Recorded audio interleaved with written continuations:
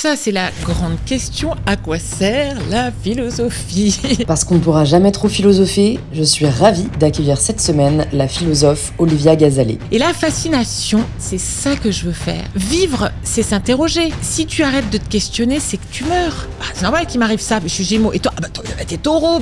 Cherche pas. Du jour où j'ai commencé à ne plus croire en Dieu, j'ai commencé à me ronger les ongles, à faire anorexie boulimie. Parce que j'étais paumée, parce que j'avais plus mes certitudes. Je t'aime à la philo, le mythe de la virilité ou encore le paradoxe du rire. Olivia Gazalet réussit à nous faire appliquer la philosophie de manière concrète dans nos vies. Bah dis donc, elle t'a bien nourri, mamie.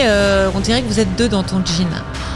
Oh, ça va, un peu d'humour. Y a-t-il une limite au rire ? Jusqu'où peut-on aller par humour ? Le malheur peut arriver à n'importe quel moment. Elle n'avait jamais eu de problème de santé. Et tout à coup, elle a un cancer.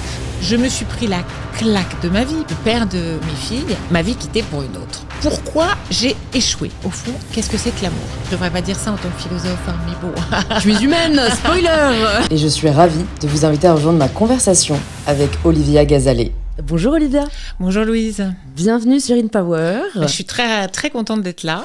Je suis ravie de te recevoir. Tu sais que j'ai mentionné dans ma dernière vidéo YouTube, je sais même plus pourquoi, je faisais un bilan sur 2023, on parlait de 2024 avec ma sœur, et j'ai dit que j'allais recevoir Olivia Gazalet. Et j'ai eu des commentaires sur YouTube genre « Oh, Olivia Gazalet, cœur, cœur, cœur ». Donc voilà, tu es très attendue sur cette chaîne. Je suis ravie. Voilà. Je suis ravie. Donc on va parler de rien que moins que l'amour, le rire, potentiellement la masculinité et le féminisme, parce que ce sont des sujets que tu as merveilleusement traités dans tes livres. Merci.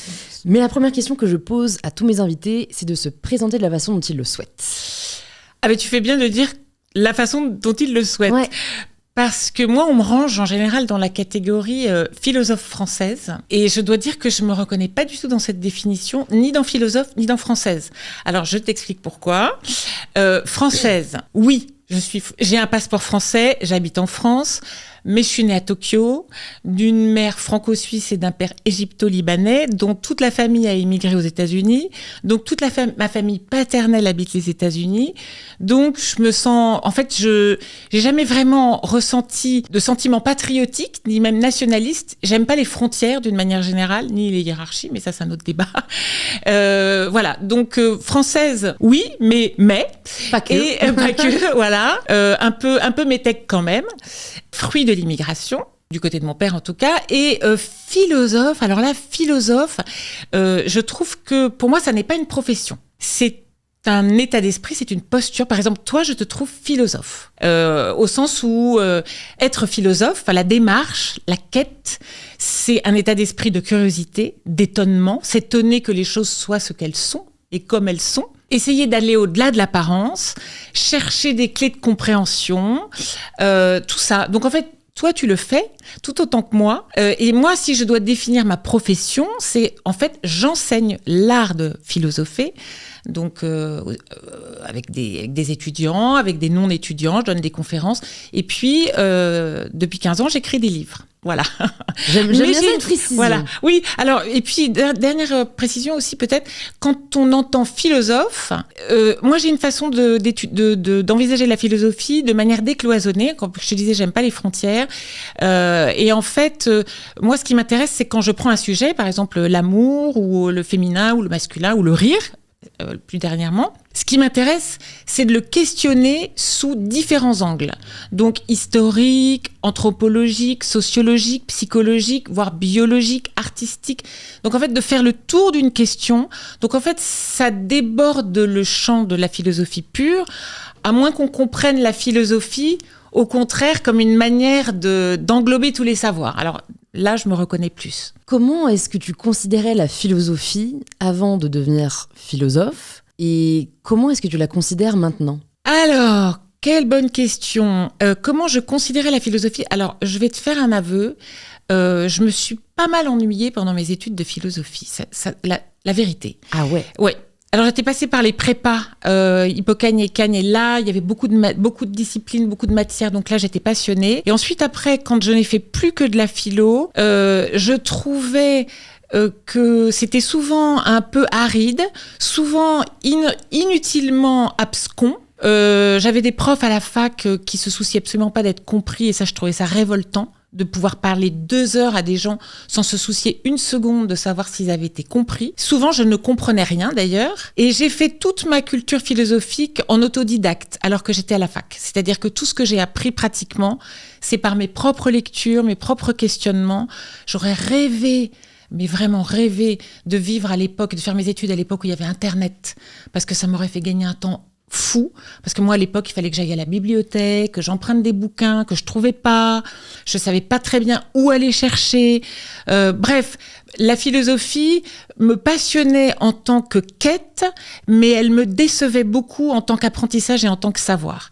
Et je me disais, si un jour j'enseigne la philo, parce que je disais bien si un jour, parce que au départ je n'avais pas du tout décidé que j'allais enseigner la philo. Je me disais, il doit y avoir un moyen de dire la même chose avec des mots plus simples pour que tout le monde le comprenne. Et je ne vois pas l'intérêt, en fait, d'écrire des livres qui ne sont compris que par 100 personnes ou 200. Voilà, moi j'ai envie de m'adresser au plus grand nombre. Donc j'ai une obsession, c'est la clarté, c'est la pédagogie. Donc voilà mon rapport à la philo. Quelles difficultés t'as rencontrées dans ce cheminement d'autodidacte ?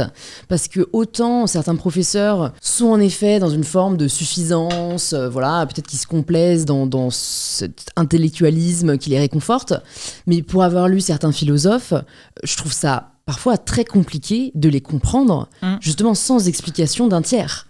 Y a vraiment certains philosophes, c'est Yankelevitch, moi que j'avais un peu lu, et heureusement que c'est à l'époque où j'avais décidé de prendre des cours en auditeur libre, et je trouvais ça très précieux d'avoir en effet l'analyse de quelqu'un qui l'avait travaillé, retravaillé. Donc comment est-ce que toi tu as fait pour réussir finalement à acquérir quand même ce savoir et cette compréhension que parfois la simple lecture ne suffit pas?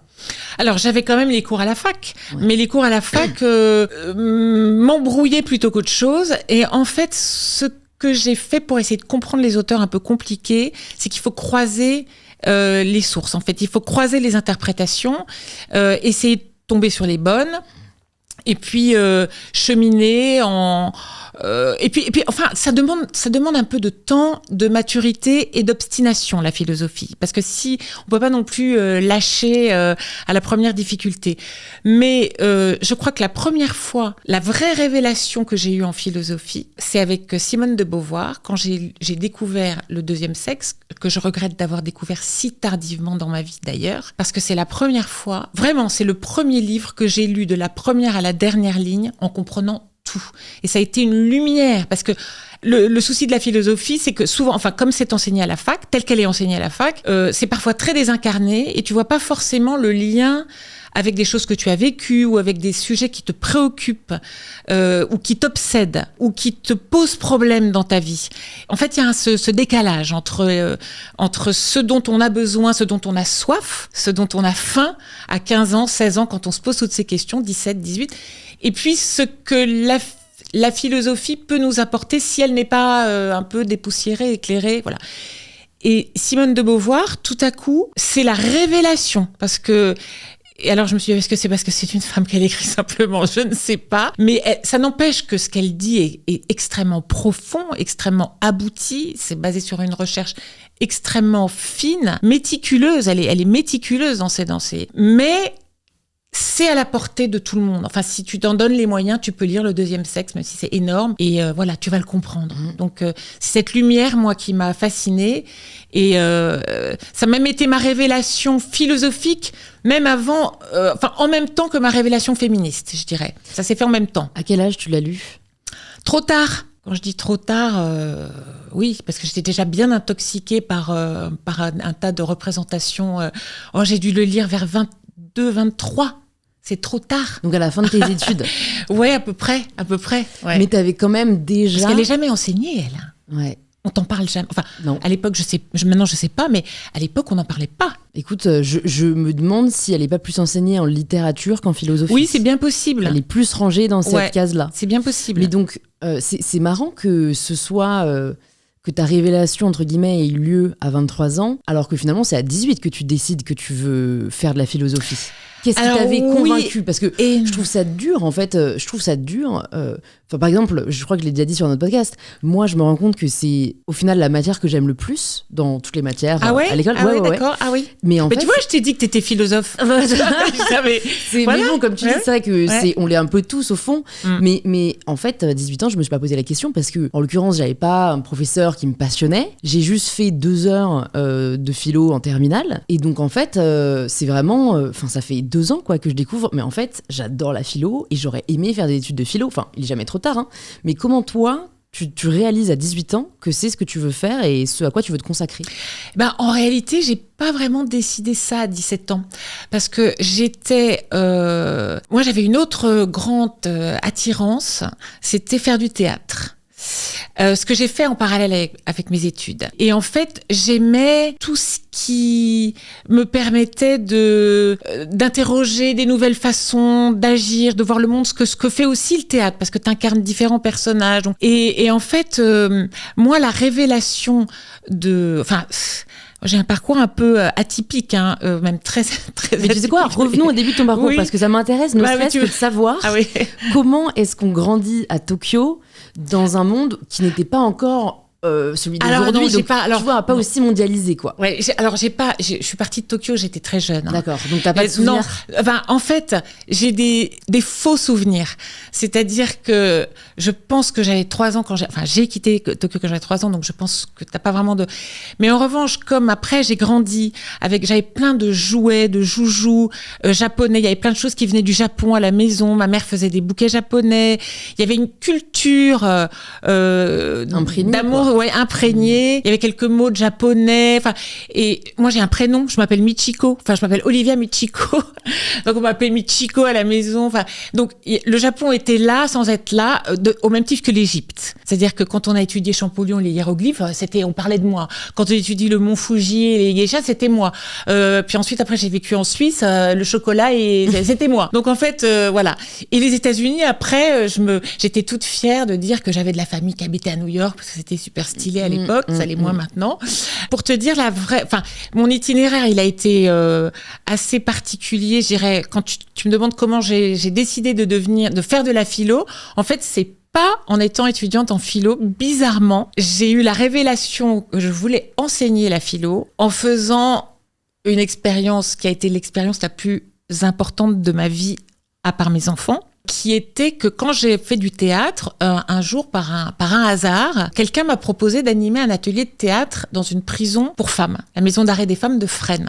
Et je l'ai fait. On faisait des impros, on faisait toutes sortes d'exercices. Et en définitive, je me suis rendu compte en échangeant avec ces femmes qu'on faisait de la philosophie et que ça devenait un petit peu un cours de philo et que en leur faisant, par exemple, un jour, j'ai fait faire une impro sur le thème de la liberté. Je me dis, mais c'est quoi la liberté? Puis là, voilà, je commence à partir sur la liberté. C'est la liberté intérieure.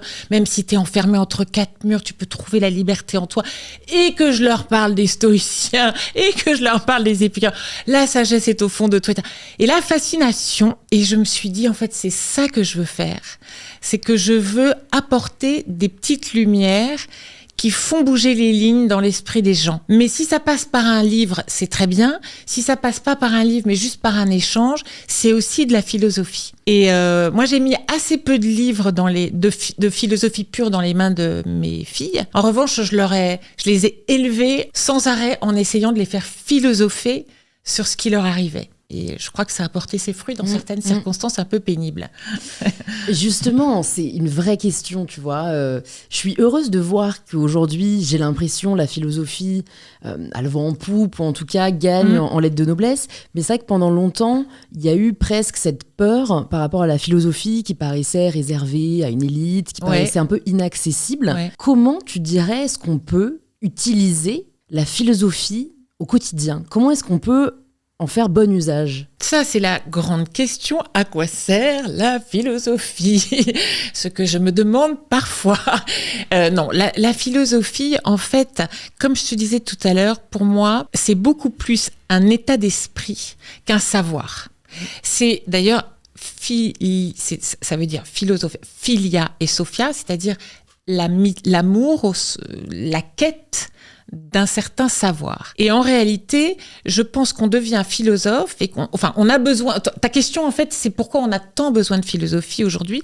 Je pense déjà parce que les problématiques auxquelles on fait face sont de plus en plus complexes et on ne sait pas comment les appréhender parce que on est devant des grandes inconnues. C'est-à-dire qu'aujourd'hui, les peurs et les anxiétés contemporaines, c'est des peurs d'effondrement. C'est l'effondrement, c'est l'effondrement de la civilisation, c'est la catastrophe climatique, c'est l'effondrement du système bancaire, c'est les pandémies mondiales. En fait, c'est des peurs qui sont métaphysiques et devant lesquelles on est complètement désemparé parce qu'on n'a pas la solution. Ou alors quand on l'a, on est en pleine dissonance cognitive parce qu'on sait ce qu'il faudrait faire pour le climat, mais on le fait pas, donc ça rend fou. Et donc en fait, les gens, ils sont complètement désemparés par justement le décalage qu'il y a entre des véritables problèmes et puis une façon de les traiter qui peut être très très mal interprétée parce qu'elle est confuse. Donc il y a un manque de lisibilité, que ce soit dans les discours politiques qui sont sans arrêt tantôt à gauche, à droite. On respecte pas le programme pour lequel on a été élu, etc. Pas seulement en France, mais aussi en France. Donc les gens sont un peu désemparés, ils cherchent des clés et ils les cherchent en eux-mêmes. Parce je pense qu'il y a une défiance vis-à-vis du discours politique, déjà, par exemple, et des discours en général. Donc une volonté de trouver les choses en soi-même. Et puis, on est saturé d'infos et d'infox. Et ça, je pense que c'est très difficile d'essayer de faire la part des choses. Et là encore, il n'y a que l'attitude philosophique, c'est-à-dire l'attitude qui consiste à dire, voilà, j'ai devant moi différents discours qui se contredisent. Quels sont les arguments les plus pertinents en faveur de cette thèse et quels sont les arguments les plus pertinents en faveur de l'autre thèse. Et la philosophie, ça consiste à essayer de confronter ces argumentations antinomiques pour voir ce qu'il en ressort. Mais ça demande un effort. Ça demande aussi, je pense, une certaine maturité. Ça demande pas nécessairement un bagage, mais par exemple, pour moi, l'antiphilosophie, ce sont les réseaux sociaux. Non pas que je critique les réseaux sociaux dans leur globalité, pas du tout, mais tu sais aussi bien que moi que quand tu es sur Twitter, finalement, tu reçois que des infos qui vont dans le sens de ce que tu penses. Les bulles de filtre. Voilà, ou alors tu reçois beaucoup de négativité et de critiques. C'est donc, ça. Dans tous les cas, ça n'apporte pas grand-chose. C'est ça. Il y a peu de nuances. Et puis aujourd'hui, je trouve qu'on est dans une société de plus en plus manichéenne, où on est obligé sans arrêt de choisir son camp. Et quand on émet le moindre petit doute, par exemple aujourd'hui, quand tu émets le moindre petit doute sur la politique de Netanyahou, hop, tu fais le jeu du Hamas. Bon, voilà, un peu de nuance, un peu de hauteur de vue. Donc voilà, c'est ça qui nous manque, et je pense que c'est pour ça que les gens en ont de plus en plus besoin. Pourquoi est-ce que tu penses qu'on est dans cette forme de plus en plus de dualité ? Je le remarque totalement. En fait, ce qui me dérange beaucoup, c'est cette croyance qu'il y a d'un côté le bien, d'un côté le mal. Et donc on juge tout le monde par rapport à ce prisme. C'est soit c'est quelqu'un de bien, soit c'est quelqu'un de mal. Déjà, c'est très différent d'être quelqu'un de bien ou de faire quelque chose de bien. Il en va de même avec le fait de faire quelque chose de mal ou d'être quelqu'un de mal. Mais en plus de ça, c'est vrai que je n'explique pas... Enfin, ma théorie, c'est que les gens cherchent la facilité. Voilà. Mais si je prends, tu vois, concrètement, quelqu'un qu'on va condamner pour avoir dit tel propos, en fait, beaucoup ne cherchent même pas à comprendre le contexte dans lequel ça a été dit, la version de tout le monde. Est-ce que, voilà, il y a des circonstances qu'on n'a pas en tête ? Non, c'est, ok, cette personne a dit ça, eh bien, on la cancel, tu vois. Je trouve qu'il y a aujourd'hui cette réflexion qu'il y avait moins avant. Après, moi, j'ai toujours finalement grandi dans cette époque, donc je sais pas tellement comment c'était, mais c'est vrai que, et d'ailleurs je trouve que dans ton livre Dans le rire tu montres bien parfois qu'on a l'impression que aujourd'hui c'est comme ça alors qu'en fait ça fait longtemps que ça l'est. Bon, est-ce que toi par rapport à cette binarité on va dire de la société ou de l'individu, tu as l'impression que c'est un phénomène récent et qu'est-ce qui peut l'expliquer ? Alors, est-ce que c'est un phénomène récent ? Le manichéisme en fait, le fait que c'est ou tout blanc ou tout noir, je ne pense pas. Je pense que là, ce qui peut donner ce sentiment, c'est que ce manichéisme s'exprime bruyamment, puisque tout le monde à voix au chapitre et tout le monde peut s'exprimer. Et il n'y a plus de hiérarchisation des contenus, c'est-à-dire que tu vas avoir sur un fil Twitter, tu vas avoir, François Ruffin, quelqu'un qui va dire quelque chose d'articulé, puis juste après, ou juste en dessous, tu vas avoir quelqu'un qui dit fils de pute, connard, et tout ça, c'est pas hiérarchisé. Donc en fait, c'est très très déstabilisant. Enfin, moi qui ai un certain âge, j'arrive très bien à faire la différence entre un propos articulé et une invective, mais pour les jeunes, ça doit être très difficile. Maintenant, plus profondément, je pense que le fait de se revendiquer d'un camp ou d'un autre, c'est rassurant. C'est-à-dire, comme toutes les certitudes, ça rassure. Quand on est dans un environnement très anxiogène, on a besoin de se rassurer. C'est à ça que servent les religions, d'ailleurs. Ça sert à avoir une certitude, ou en tout cas une croyance, qui fait que, voilà, la vérité, elle est là, tu n'as qu'à la suivre. Et c'est, voilà. Et le chemin est tracé, il est dans les Écritures. Donc là, le succès des religions vient de là, à mon avis. C'est que ça t'apporte des réponses à des questions métaphysiques qui sont en réalité insupportable. C'est-à-dire que quand tu te confrontes toi-même à ta propre mort, à ta propre finitude, c'est juste insupportable. Et encore plus celle de tes enfants, enfin, que tu n'as pas encore, mais que je te souhaite. Enfin, si tu en veux, hein, encore une fois. C'est très aligné d'actualité. Je vais repeupler la France. Je ne mettrai pas du tout de l'assignation à la maternité, non pas du tout, si tu en désires. Donc voilà, il y a quelque chose de sécurisant de se dire j'appartiens à un camp, voilà, moi j'ai un credo, je m'y accroche, etc. Et tous les gens qui pensent pas comme moi se trompent, sont dans l'erreur. C'est très rassurant. Et donc, comme je reviens sur cette époque hyper anxiogène, plus une époque est anxiogène, plus elle a besoin de se rattacher à des certitudes, y compris des certitudes complètement irrationnelles, comme on a vu, toutes les théories, les histoires les anti-vax, les complotismes, etc. Viennent d'une volonté de trouver une croyance qui te rassure. Moi, j'ai une amie qui est hyper intelligente, hyper rationnelle, mais elle, son truc, c'est l'astrologie. En quelque sorte, ça la rassure. Je dis, c'est normal, je suis Gémeaux. C'est normal qu'il m'arrive ça, je suis Gémeaux. Et toi, t'es Taureau, cherche pas. L'autre jour, elle m'a dit, mais cherche pas, t'es Taureau. Alors, si tu cherches pas, parce que t'es Taureau, c'est quand même assez rassurant. Moi, j'adorerais ne plus chercher, ne plus me poser de questions. Les questions, c'est à la fois ce qui me fait avancer, ce qui me stimule, parce que j'ai envie mais en même temps, c'est, encore une fois, c'est une espèce de gesticulation mentale qui s'arrête jamais, alors que si tout à coup on me dit voilà, c'est ça la vérité, ça y est, c'est bon, j'arrête et je me repose. Donc je crois que c'est ça, c'est pour ça que les gens veulent. Alors en revanche, ce que je m'explique moins, enfin c'est un autre débat, c'est pourquoi on éprouve autant de haine pour ceux qui ne pensent pas comme nous. Ça c'est cette haine qui s'exprime en ligne, moi qui me pétrifie, qui me terrifie. C'est pour ça que je suis pas sur les réseaux sociaux, à cause de cette haine omniprésente, parce qu'elle me fait peur, elle me fait réellement peur. Pas seulement parce que j'ai peur qu'on m'attaque moi, c'est parce que je trouve ça effrayant de s'insulter, de perdre en fait l'horizon de notre commune humanité. C'est-à-dire que c'est le rejet de l'autre que je trouve le plus pathétique dans notre société. En fait, ce qui m'inquiète dans ce que tu nous partages, c'est que du coup, quand on voit quand même que la religion est présente depuis autant de siècles et que même aujourd'hui, même si elle est en perte de vitesse, on voit qu'il y a d'autres formes de certitude qui émergent, on pourrait en tirer l'hypothèse que la certitude est naturelle pour l'homme avec un grand H, et que la philosophie, par définition, qui est plutôt l'art de remettre en question, donc de ne jamais être certain de quoi que ce soit, est contre nature. Oui, mais sauf que ces certitudes, elles nous déçoivent. C'est-à-dire qu'en fait, ces certitudes, on se rend compte assez rapidement que c'était des illusions. On se comprenait pour une certitude, était une illusion en réalité. Parce qu'il y a peu de certitudes, il y a peu de choses qui soient absolument certaines. Dans aucun domaine d'ailleurs. La certitude, il se pourrait que ce soit vraiment une illusion, c'est une chimère. On la recherche. C'est pour ça que je préfère parler d'une forme de recherche de sagesse, qui est la prise de conscience que la certitude est une illusion. Mais la sagesse, c'est différent. C'est essayer justement de prendre conscience de cette précarité de la certitude, mais d'en faire quand même quelque chose, c'est-à-dire de trouver une voie, de trouver un chemin qui nous satisfait. Parce que Ce qui est certain pour l'un ne l'est pas forcément pour l'autre.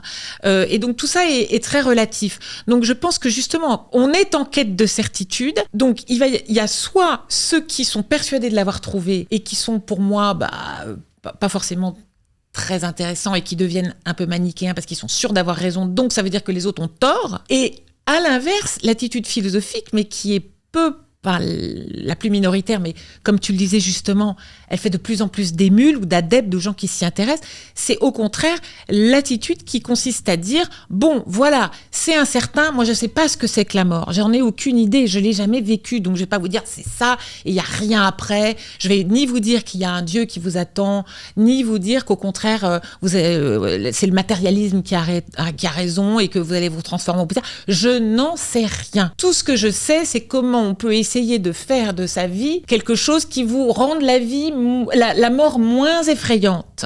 Ça, la philosophie peut le faire. Elle peut pas vous dire ce qu'est la mort avec certitude.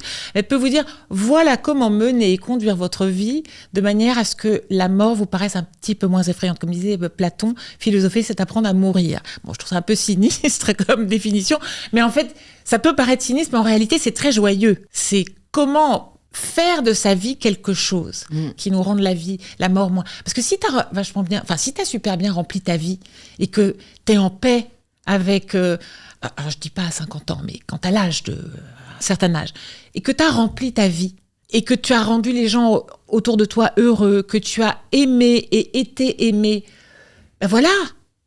Est-ce que la mort est si effrayante que ça ? Est-ce qu'il y a des certitudes que tu avais que la philosophie t'a appris à remettre en question ?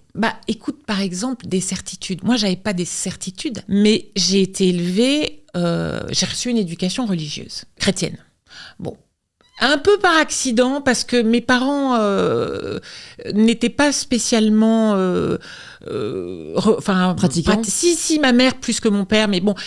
Mais disons que ça s'est fait parce que j'étais en Suisse pendant l'adolescence et que mes parents ma mère voulait que j'ai un bac français. J'étais dans une école à l'époque où c'était des bonnes sœurs. Bon, et donc au début, moi j'étais certaine que Dieu existait. Et c'était une croyance, mais moi on me la faisait interpréter comme une certitude. Voilà. Et mon entrée en philosophie, elle s'est faite sur une conversation avec ma grand-mère, qui était donc chrétienne, protestante. Et le 25 décembre, on passait toujours Noël chez elle, et il y avait obligation, je dis bien obligation pour les enfants, d'aller au temple, parce qu'on dit au temple, pas à l'église chez les protestants. Et tous les 25 décembre, ça se discutait même pas, il fallait y aller. Un jour, un 25 décembre, tout à coup, je suis au petit déjeuner, je dis à ma grand-mère... Ah non, j'y vais pas cette année. Et elle me dit, mais pourquoi ? Et je lui dis, je sais pas si je crois toujours en Dieu et tout. Elle me dit, écoute, elle était très, très, très intelligente, ma grand-mère. Elle me dit, écoute, ok, d'accord. On peut avoir cette discussion sur Dieu, sur l'existence de Dieu, etc., mais tu vas la nourrir. Donc tu vas réfléchir à tout ça.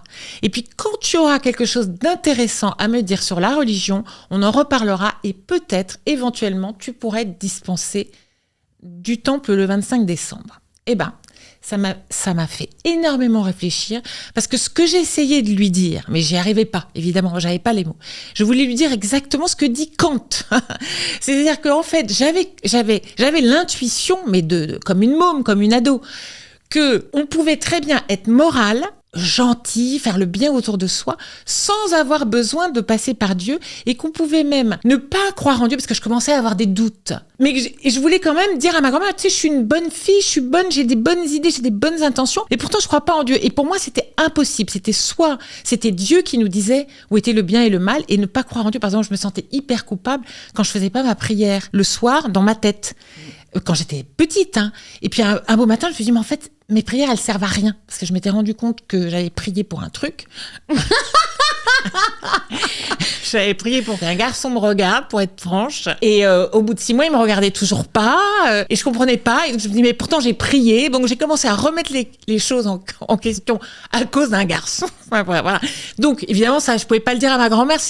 Mais en revanche, l'année d'après, je suis allée lui dire, parce que j'ai commencé à interroger un peu, j'en ai discuté autour de moi. Je lui ai dit, tu connais un philosophe qui s'appelle Kant ? Kant, il a dit qu'on pouvait quand même arriver à comprendre la loi morale et à comprendre le bien et le mal sans avoir besoin de passer par Dieu, que ça pouvait être un raisonnement intérieur. Alors là, j'ai eu une discussion hyper intéressante avec ma grand-mère. Elle m'a dit « Ah, bon, alors d'accord, je vois que c'est réfléchi, je ne t'oblige plus. » Et de ce jour-là, j'y suis plus allée. Voilà. Tu as remis en question la certitude religieuse. Qui en fait n'était pas une certitude, c'était une croyance. Ouais. Mais pour moi, c'était une croyance assénée comme une certitude. C'était Dieu existe, il y a un paradis, et si tu fais ta prière, tu iras au paradis. Ça, c'était la certitude que j'avais quand j'étais petite. Donc, mais c'était hyper rassurant. Du jour où j'ai commencé à ne plus croire en Dieu, j'ai commencé à me ronger les ongles, à faire anorexie boulimie, parce que j'étais paumée, parce que j'avais plus mes certitudes. Mais j'avais quand même l'impression qu'il fallait que je continue dans cette voie et qu'un jour, au bout des ongles, j'allais trouver quelque chose. Et j'ai mis beaucoup de temps. Je ne sais pas si je l'ai vraiment trouvé aujourd'hui, toujours pas. Mais enfin, cette quête, elle a commencé à porter ses fruits au fil du temps. Mais ce que tu soulignes est hyper intéressant. En fait, il y a une forme de confort dans le code de conduite que délivre la religion, qui est finalement, agissez ainsi, vous aurez ça, ne faites pas ci pour ne pas avoir ça. Oui.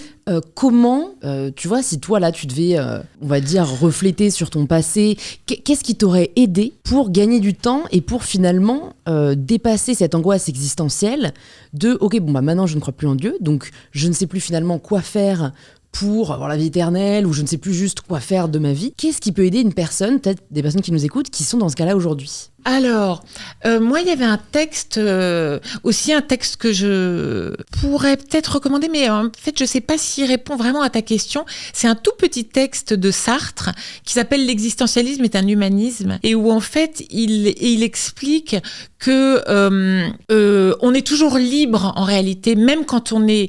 même il est bien conscient qu'on a des déterminismes, mais on est toujours libre. Et en réalité, cette liberté, elle est très angoissante, mais elle est aussi très émancipatrice. Et c'est très ambivalent. Donc moi, je peux pas te dire, on va trouver des réponses là. Mais par exemple, il dit à un moment qu'il y a de l'indécidable. Dans la loi morale, par exemple, il y a de l'indécidable.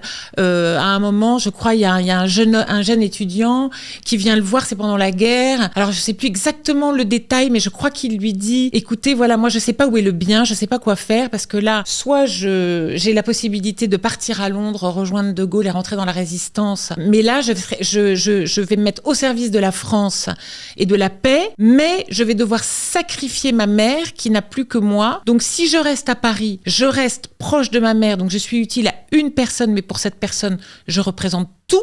C'est toute sa vie qui est bouleversée, parce que si je pars, elle n'a plus personne. Alors que si je m'engage à Londres, je vais servir le bien commun, mais j'abandonne ma mère. Et il lui dit, qu'est-ce que je fais ? Et il lui dit, mais il n'y a pas de réponse. C'est marrant parce qu'un jour j'ai dit ça, j'ai raconté cette anecdote, c'est pas une anecdote, mais cet exemple à une classe, c'était des terminales, je crois. Et il y a quelqu'un qui lève la main et qui me dit, et pourquoi il a pas emmené sa mère à Londres ? J'ai dit, bah oui, c'était la bonne idée. Mais en réalité, il explique qu'il n'y a pas de vrai et de juste. C'est à chacun de trouver cette vérité. Mais je conçois que c'est frustrant comme réponse parce que justement là t'es en train d'essayer de me faire dire quelle pourrait être la recette en réalité. Il n'y a pas vraiment de recette. En fait, la seule recette vraiment que je trouve qui moi m'a vraiment servi, c'est essayer de se construire indépendamment du regard d'autrui. Parce que c'est le regard, et ça encore c'est une histoire de Sartre, de Lévinas, c'est en fait ce regard d'autrui, cette pression sociale, ces assignations, ces injonctions, alors qu'elles soient à la réussite sociale, à la performance, etc., mais aussi les injonctions de genre qui sont pesantes, et tu le sais aussi bien que moi, je sais que tu en parles beaucoup, que ça t'intéresse beaucoup, ces insignations de genre qui sont à la fois un piège pour l'homme et pour la femme, parce qu'on est tous tributaires de l'image sociale qu'on doit renvoyer en tant que femme ou en tant qu'homme. Donc, être obligé de jouer cette parade quotidienne de la femme et de l'homme, c'est assez éprouvant. Et en réalité, il faudrait pouvoir faire ses choix, abstraction faite de ce que va en penser l'entourage ou ce que va en penser la société. Ou voilà, par exemple, parfois, je vois des gens dans un certain milieu, il faut absolument faire une grande école ou une école de commerce, parce que c'est ça la réussite, ou une école d'ingénieur. Voilà. Et puis, tu as des jeunes qui qui ont absolument pas vocation à ce type-là de réussite, mais qui vont se sentir obligés, pour faire plaisir aux parents, pour être conformes à une certaine norme, d'aller dans cette direction-là, alors que ça n'est pas eux, ça ne les représente pas, et ils en sont terriblement malheureux. Moi, j'ai un cousin, du coup, je lui dirais d'écouter le podcast, qui, dans ma famille, on fait Sciences Po, c'est tradition. Voilà, il faut faire Sciences Po. Voilà. Donc, on a presque tous fait Sciences Po dans la famille. Ma mère a fait Sciences Po, mon frère a fait Sciences Po, mes cousins ont fait Sciences Po. Tout le monde a fait Sciences Po dans la famille. Pas faire Sciences Po, c'est presque une anomalie. Donc, lui, il a fait Sciences Po et du droit. Et puis, il s'est retrouvé à faire un job de directeur de marketing. Donc, il gagnait très bien sa vie. Il était, comme on dit, sur la très, très bonne voie. Et un beau matin, il m'appelle et il me dit « Je m'emmerde. J'ai l'impression de passer à côté de ma vie. C'est pas moi. » Et il est allé encore plus loin que je m'emmerde. Donc, il me dit « J'ai l'impression de me gaspiller mon temps. Je vais tout plaquer et je vais partir à Majorque et je vais écrire. » Et il a tout plaqué. Alors, il a mis un peu d'argent de côté. Il a travaillé pendant 6 ans. Il a mis l'argent de côté. Il est parti, il a tout plaqué. Et est allé s'installer. Et là-bas, on a discuté. Et il m'a dit, je veux enseigner. Je lui ai dit, mais vas-y, mais passe la grecque de philo. Tu vas voir la philo. Ça va te plaire. Enfin, il en avait déjà fait, évidemment. Et il a complètement changé de vie à... Je sais pas, il devait avoir au moins 28 ans. 28, 30 peut-être même. Il a passé la grecque de philo. Il est prof de philo. Il est extrêmement heureux comme prof de philo. Mais il faut oser se donner les moyens parce que effectivement la famille, notamment la fameuse grand-mère, mais comment, mais voilà. Mais cela dit, la philo c'était noble. Il serait parti pour juste fumer des joints à Majorque, je pense que ça lui aurait pas plu. Mais passer la grecque de philo, c'était très noble. Et encore, il avait la chance de savoir où il voulait aller derrière. Parce que je pense que ce qui paralyse beaucoup de personnes aujourd'hui, c'est d'être potentiellement pas épanoui, mais de n'avoir pas de raison, on va dire, rationnelle de ne pas l'être. Ouais. Donc en plus, t'as la culpabilité de « j'ai entre guillemets tout pour être heureux, mais je ne le suis pas ». Et je trouve que ça peut être très difficile de savoir, du coup, forcément, vers où aller. Donc déjà, je serais curieuse d'avoir ton avis là-dessus. Mais j'avais aussi envie de te demander, pour terminer sur ce côté plus de ce que la philosophie peut apporter, est-ce que la philo t'aide dans la prise de décision ? Est-ce que tu aurais des conseils à nous partager ?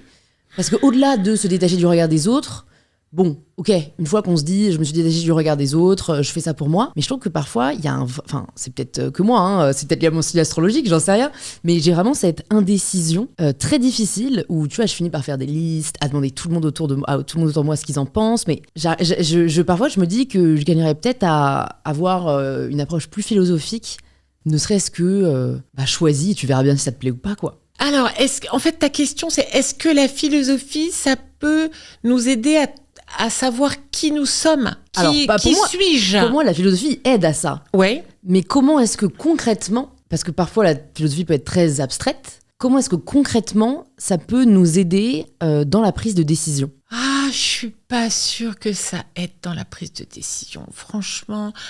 Est-ce que toi, t'as déjà eu une décision à prendre difficile et tu es allé chercher du côté de la philo Je dois dire que moi, la philosophie, elle m'a plus aidée à traverser des périodes très difficiles que aider à trouver des solutions. En fait, la question que tu me poses, c'est la question de la vie. C'est-à-dire que je pense que le questionnement, il est consubstantiel à l'existence, en fait. Si tu arrêtes de te questionner, c'est que tu meurs. Vivre, c'est s'interroger. Enfin, je crois. Donc, c'est douter, c'est ne jamais être certain, c'est peut-être regretter, regarder en arrière. Est-ce que j'ai fait le bon choix ? Moi, honnêtement, je suis pas un modèle parce que je suis assez indécise, que je me suis trouvée tardivement, enfin que j'ai beaucoup essayé de choses. Je dis à un moment, j'ai fait du théâtre et puis c'était plus le théâtre. Et j'ai cherché aussi d'autres voies. Je vais pas raconter toute ma vie, mais ça n'a pas du tout été évident pour moi. Voilà, je veux faire prof de philo. D'ailleurs, j'ai pas passé la grecque parce que quand j'étais étudiante, je voulais pas du tout être prof de philo. Ça m'est venu comme ça. Ça m'est venu par la prison des femmes, comme je te dis, en faisant un atelier de théâtre. Je me suis dit, en fait, ce que j'aime, c'est éveiller des petites lumières dans l'esprit des gens. Donc ça passe, voilà, c'est enseigner la philosophie. Et donc en fait, moi je pense pas que la philosophie, elle puisse te guider. Au contraire, elle va t'apprendre à te poser les bonnes questions. C'est-à-dire qu'en fait, quand tu es devant un problème philosophique, typiquement le rire, peut-on rire de tout ? C'est pas que je veuille absolument ramener mon bouquin, mais bon, en fait, c'est ce qu'on apprend aux élèves en terminale quand on leur dit il faut problématiser. Voilà, le truc que tu leur répètes tout le temps. Problématiser, qu'est-ce que c'est ? C'est prendre un problème et le décomposer en une multitude de questions. Alors, si je prends un problème tout bête, qu'est-ce que je fais cet été ? C'est quoi mes projets cet été ? On est en janvier et j'ai ton âge, parce que là, moi, je sais ce que je fais cet été. Mais bon, quand on est jeune. Mais en fait, ça dépend. Pour répondre à la question « Que fais-tu cet été ?», tu vas devoir résoudre plein de paramètres. D'abord, quel sera l'état de mon compte en banque au mois de juillet ? Avec qui ? Est-ce que je pourrais avoir des congés ? Est-ce que je serai encore avec mon petit ami ? Est-ce qu'on va partir à 2 ? Ou est-ce que j'essaie de faire un plan avec des copines ? Etc. Donc, en fait, il va y avoir 1000 questions auxquelles tu vas devoir répondre avant de répondre à la question « Que fais-tu cet été ?» Bon, en philo, c'est pareil. Si je te dis « Peut-on rire de tout ?» il va falloir que je me pose multitude de questions. Donc, en fait, les réponses, paradoxalement, elles viennent du fait que tu t'es posé les bonnes questions. Les bonnes questions. C'est-à-dire que tu as déployé une question en un questionnement. C'est-à-dire en une multitude de questions. Et donc, si tu fais ce travail-là, au bout du compte, en résolvant une petite question, puis une petite question, puis une petite question, puis une petite question, tu vas y arriver. Mais si tu prends la question en bloc, genre, quel est le sens de ma vie ? Est-ce que je suis heureuse ? C'est beaucoup trop gros comme question. Il faut que tu décomposes. Et c'est ça qu'on apprend, en fait, en philosophie. C'est décomposer un problème en plus petits problèmes que tu peux saisir. Et ensuite, une fois que tu les as saisis, ce en quoi je trouve que la philosophie est utile, c'est qu'elle te permet aussi de distinguer entre des choses qui sont souvent confondues ou amalgamées. Par exemple aussi, typiquement, moi, une des choses sur lesquelles j'insistais beaucoup quand j'enseignais avec des prépas ou des terminales, c'est quand on a un sujet, par exemple, qu'est-ce qu'être heureux, qu'est-ce que le bonheur ? En fait, le bonheur, c'est un sujet sur le malheur, c'est-à-dire qu'est-ce que ce serait l'inverse de ce bonheur ? Et le bonheur, à quoi ça s'oppose et de quoi c'est proche tout en étant un peu distinct. Donc par exemple, le bonheur ne doit pas être confondu avec l'allégresse, qui ne doit pas être confondu avec la joie, qui ne doit pas être confondu avec le plaisir, qui ne doit pas être confondu avec la félicité. Et donc en fait, toutes ces petites distinctions sémantiques, elles te permettent d'avancer. Donc en fait, c'est en déroulant des questions que tu trouves des réponses. Mais il faut dérouler ces questions. Et c'est une technique. C'est-à-dire qu'en fait, c'est pas donné. Et en fait, je pense que la seule chose qu'on puisse vraiment apprendre en philosophie, et c'est le plus utile, parce qu'après, justement pour les étudiants, ça leur sert pour toutes les questions, c'est comment tu déroules ta pelote. C'est vraiment dérouler ta pelote. Et t'as un sujet énorme, t'as les sujets de philo, ils sont énormes au bac. Voilà, je veux dire, pourquoi a-t-on peur de moi ? Qu'est-ce qu'être libre ? Qu'est-ce qu'être libre, typiquement, la première question à se demander, c'est qu'est-ce qu'être aliéné ? Et qu'est-ce qu'être déterminé ? Et c'est ça qui va te faire répondre. Et donc, pour en revenir à la prison avec les femmes, là, c'est un jour où je leur ai demandé de réfléchir à qu'est-ce que la liberté ? Que je me suis rendu compte qu'elle, en fait, elle disait, mais qu'est-ce que c'est que l'absence de liberté ? Qu'est-ce que c'est que l'aliénation ? Qu'est-ce que c'est que l'enfermement ? Tu vois ? Et donc, en fait, quand tu te poses une question, en fait, tu y répondras mieux si tu te poses d'autres questions tout autour. Je sais pas si ça répond à ta question du coup. C'est génial. Si, je trouve que c'est hyper utile. Et c'est marrant, moi c'est comme ça que je construis mes livres. Et du coup, je vais te demander toi comment tu construis les tiens. Mais avant ça, une autre question que je me posais par rapport à ce qu'on s'est dit là, je me demande, est-ce que toi, tu as un objectif ? Je pose cette question déjà parce qu'il y a une forme d'injonction aujourd'hui à avoir des objectifs à accomplir et qu'on entend beaucoup cette phrase de « on ne peut pas atteindre un objectif si déjà on n'en a pas la vision ». Mais aussi parce que j'ai quand même le sentiment que l'humain aime progresser et que, comme par exemple un cuisinier pourrait avoir différentes étapes à franchir et puis toujours aller chercher celle d'après, chef, 1 étoile, 2 étoiles, 3 étoiles. J'ai l'impression que dans le fait d'être philosophe, professeur, c'est dénué de tout ça et du coup ça peut parfois être dur de savoir où on va. Quelle est toi ta vision par rapport à ça ? Alors moi la question des objectifs, elle est assez floue chez moi, j'avoue. J'ai beaucoup de mal à me projeter dans le futur d'une manière générale. Ça m'angoisse le futur. Enfin, je devrais pas dire ça en tant que philosophe, hein, mais bon. Tu es humaine, spoiler. Voilà. Si moi j'ai un objectif, c'est de faire gagner du temps aux gens qui me lisent et de les aider. Souvent, enfin pas souvent, c'est qu'à chaque fois, mes livres sont partis d'une question qui m'obsédait et qui m'avait parfois rendue malheureuse. Et je me disais, si je peux faire gagner du temps à des jeunes, notamment par exemple sur la question de l'amour. Pourquoi j'ai écrit mon premier livre sur l'amour? Parce que je t'aime à la philo. Je t'aime à la philo parce que l'amour avait toujours été pour moi d'abord la problématique première et essentielle. Ça a commencé très jeune, comme je te le disais tout à l'heure, avec ce garçon qui ne me regardait pas. Mais pourquoi? Voilà, on pourra en reparler. Pourquoi on s'intéresse toujours à ceux qui ne nous regardent pas? Et ceux qui nous regardent, on les trouve tellement ennuyeux et pas drôles. Mais ça, c'est hyper intéressant. Je relisais le sommaire, là, donc t'arrives de tous tes livres. Et il y en a un qui m'a particulièrement interpellée, c'est Choisit-on l'être aimé? C'est un de tes chapitres. Oui. Et c'est tellement... Enfin, dis-nous. Dis-nous, alors pas tout, parce qu'il faut lire le livre pour vraiment savoir, mais... Oui, c'est-à-dire... Comment, ne serait-ce que... Et c'est lié à la question de comment tu construis tes livres, mais comment trouver la réponse à cette question et est-ce que c'est le but, d'ailleurs? T'as un débat là-dessus. Est-ce que j'aime quelqu'un parce qu'il est bien, ou est-ce que c'est... Enfin, c'est un débat entre Descartes et Spinoza, d'ailleurs. Bon, est-ce que j'aime quelqu'un parce qu'il a des qualités, ou est-ce que c'est parce qu'il a des qualités que je l'aime? Bon. C'est indécidable. Et celui qui a le mieux répondu à cette question, je pense que c'est Jean Kelevitch, qui a dit qu'en réalité, l'amour était toujours une préférence infondée, injustifiée, arbitraire, parfaitement aléatoire. Et c'est Montaigne qui l'a dit, j'aime la Boétie parce que c'était lui, parce que c'était moi. Donc c'est une préférence complètement infondée. Et même souvent, on va aimer ceux qui vont nous faire du mal, parfois. Enfin, c'est vraiment... Donc cette question, moi, je n'ai pas la réponse. Je pense qu'il y a quelque chose de complètement mystérieux dans le choc amoureux, dans le fait de tomber amoureux. Donc, de quelles étoiles sommes-nous tombés l'un vers l'autre, comme disait Nietzsche. Voilà, on ne sait pas.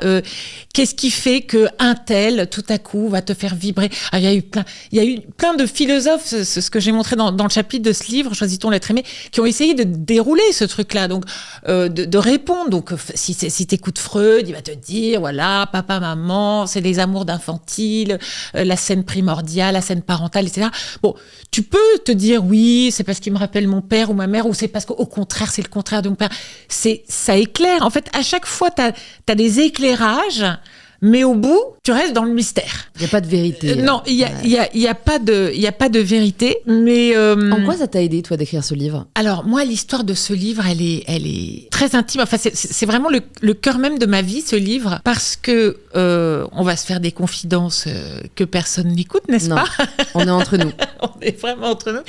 En fait, quand j'ai commencé à écrire ce livre, j'étais en pleine déréliction amoureuse. C'est-à-dire que le père de mes filles m'avait quittée pour une autre. L'histoire d'une banalité absolue, plus jeune, évidemment, sinon ce serait pas banal. Ce truc-là que pour moi était d'une vulgarité, d'une banalité, ça arrivait à tout le monde. Tout à coup, ça t'arrive à toi et tu te dis, bon, ok. Donc, qu'est-ce qui s'est passé? Pourquoi j'ai échoué? En plus de ça, ayant eu des parents eux-mêmes divorcés, moi je m'étais juré que je ne divorcerais pas et que quoi qu'il arrive, je ferais vivre mon couple. Et donc je me suis battue quand même, mais il y a rien à faire. J'ai perdu face à cette jeune femme. Tout naturellement, j'ai commencé à griffonner des papiers chez moi, des journaux sur l'amour. C'est une illusion, c'est une mystification. Faut pas y croire, n'y croyez pas. Puis à ce moment-là, bon, je ressors Simone de Beauvoir et tout ce qu'elle a dit sur l'amoureuse, toutes ces choses qui sont vraies. C'est-à-dire le fait que nous, on est programmés, on est élevés, on est socialisés dans l'idée que on va trouver notre prince charmant. Même encore maintenant, on est structuré par l'attente. Ça, elle le dit très bien. On attend le miracle amoureux. Donc, parfois, on l'attend longtemps. Très longtemps, et dans la solitude totale, sans rien faire pour... Donc, on l'attend, et on est dans une position de passivité par rapport à ça. Et puis tout à coup, il arrive, et il te révèle à toi-même. Et l'amour, c'est le révélateur de ma personnalité. Donc, moi, j'étais en plein dans cette illusion. Donc, je me suis pris la claque de ma vie, parce que moi, j'avais été baignée quand même dans cette dans ce mythe de l'amour romantique qui dure toute la vie, la passion exclusive, toutes ces choses-là auxquelles, alors tu parlais de certitude, c'était pas vraiment une certitude, mais en tout cas c'était une espérance très forte et une croyance que ça pouvait exister. Et puis j'étais très aussi, on peut dire, intoxiquée par mes lectures qui allaient toutes dans ce sens-là. Et puis voilà, l'échec. Et c'est l'échec qui m'a fait réfléchir au fond, qu'est-ce que c'est que l'amour ? Et donc pour répondre à cette question, qu'est-ce que l'amour ? Eh ben j'ai dû la découper, c'est ce que j'ai fait dans le livre. Et d'abord, est-ce qu'on le choisit ? Choisit-on l'être aimé ? Pourquoi l'amour fait-il autant souffrir ? Pourquoi est-ce qu'il y a une forme d'illusion dans l'amour ? Est-ce que c'est une attirance biologique ou est-ce que c'est pas biologique ? D'où ça vient ? Pourquoi on est structuré par ce grand mythe de l'amour-passion, etc., etc. Donc j'ai décomposé. Et il se trouve que pendant la rédaction de ce livre, qui m'a pris plusieurs années, sur son cheval blanc est arrivé un autre homme dont je suis tombée éperdument amoureuse.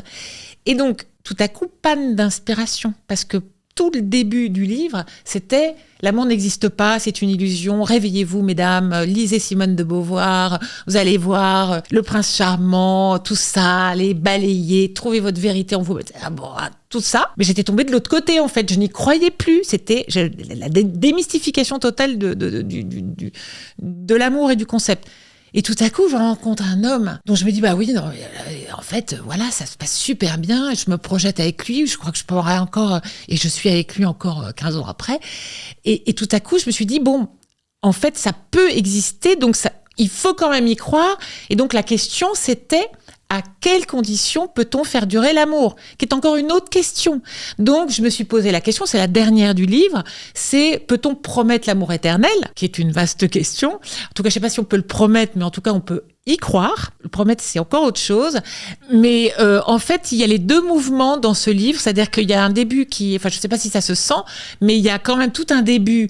Il y a toutes les raisons de ne pas y croire et de dire que c'est une mystification et que c'est une aliénation et que les femmes se perdent là-dedans. Enfin, les hommes aussi d'ailleurs, mais enfin, c'est surtout les femmes parce que les femmes, enfin, pas surtout les femmes, je retire ce que je viens de dire.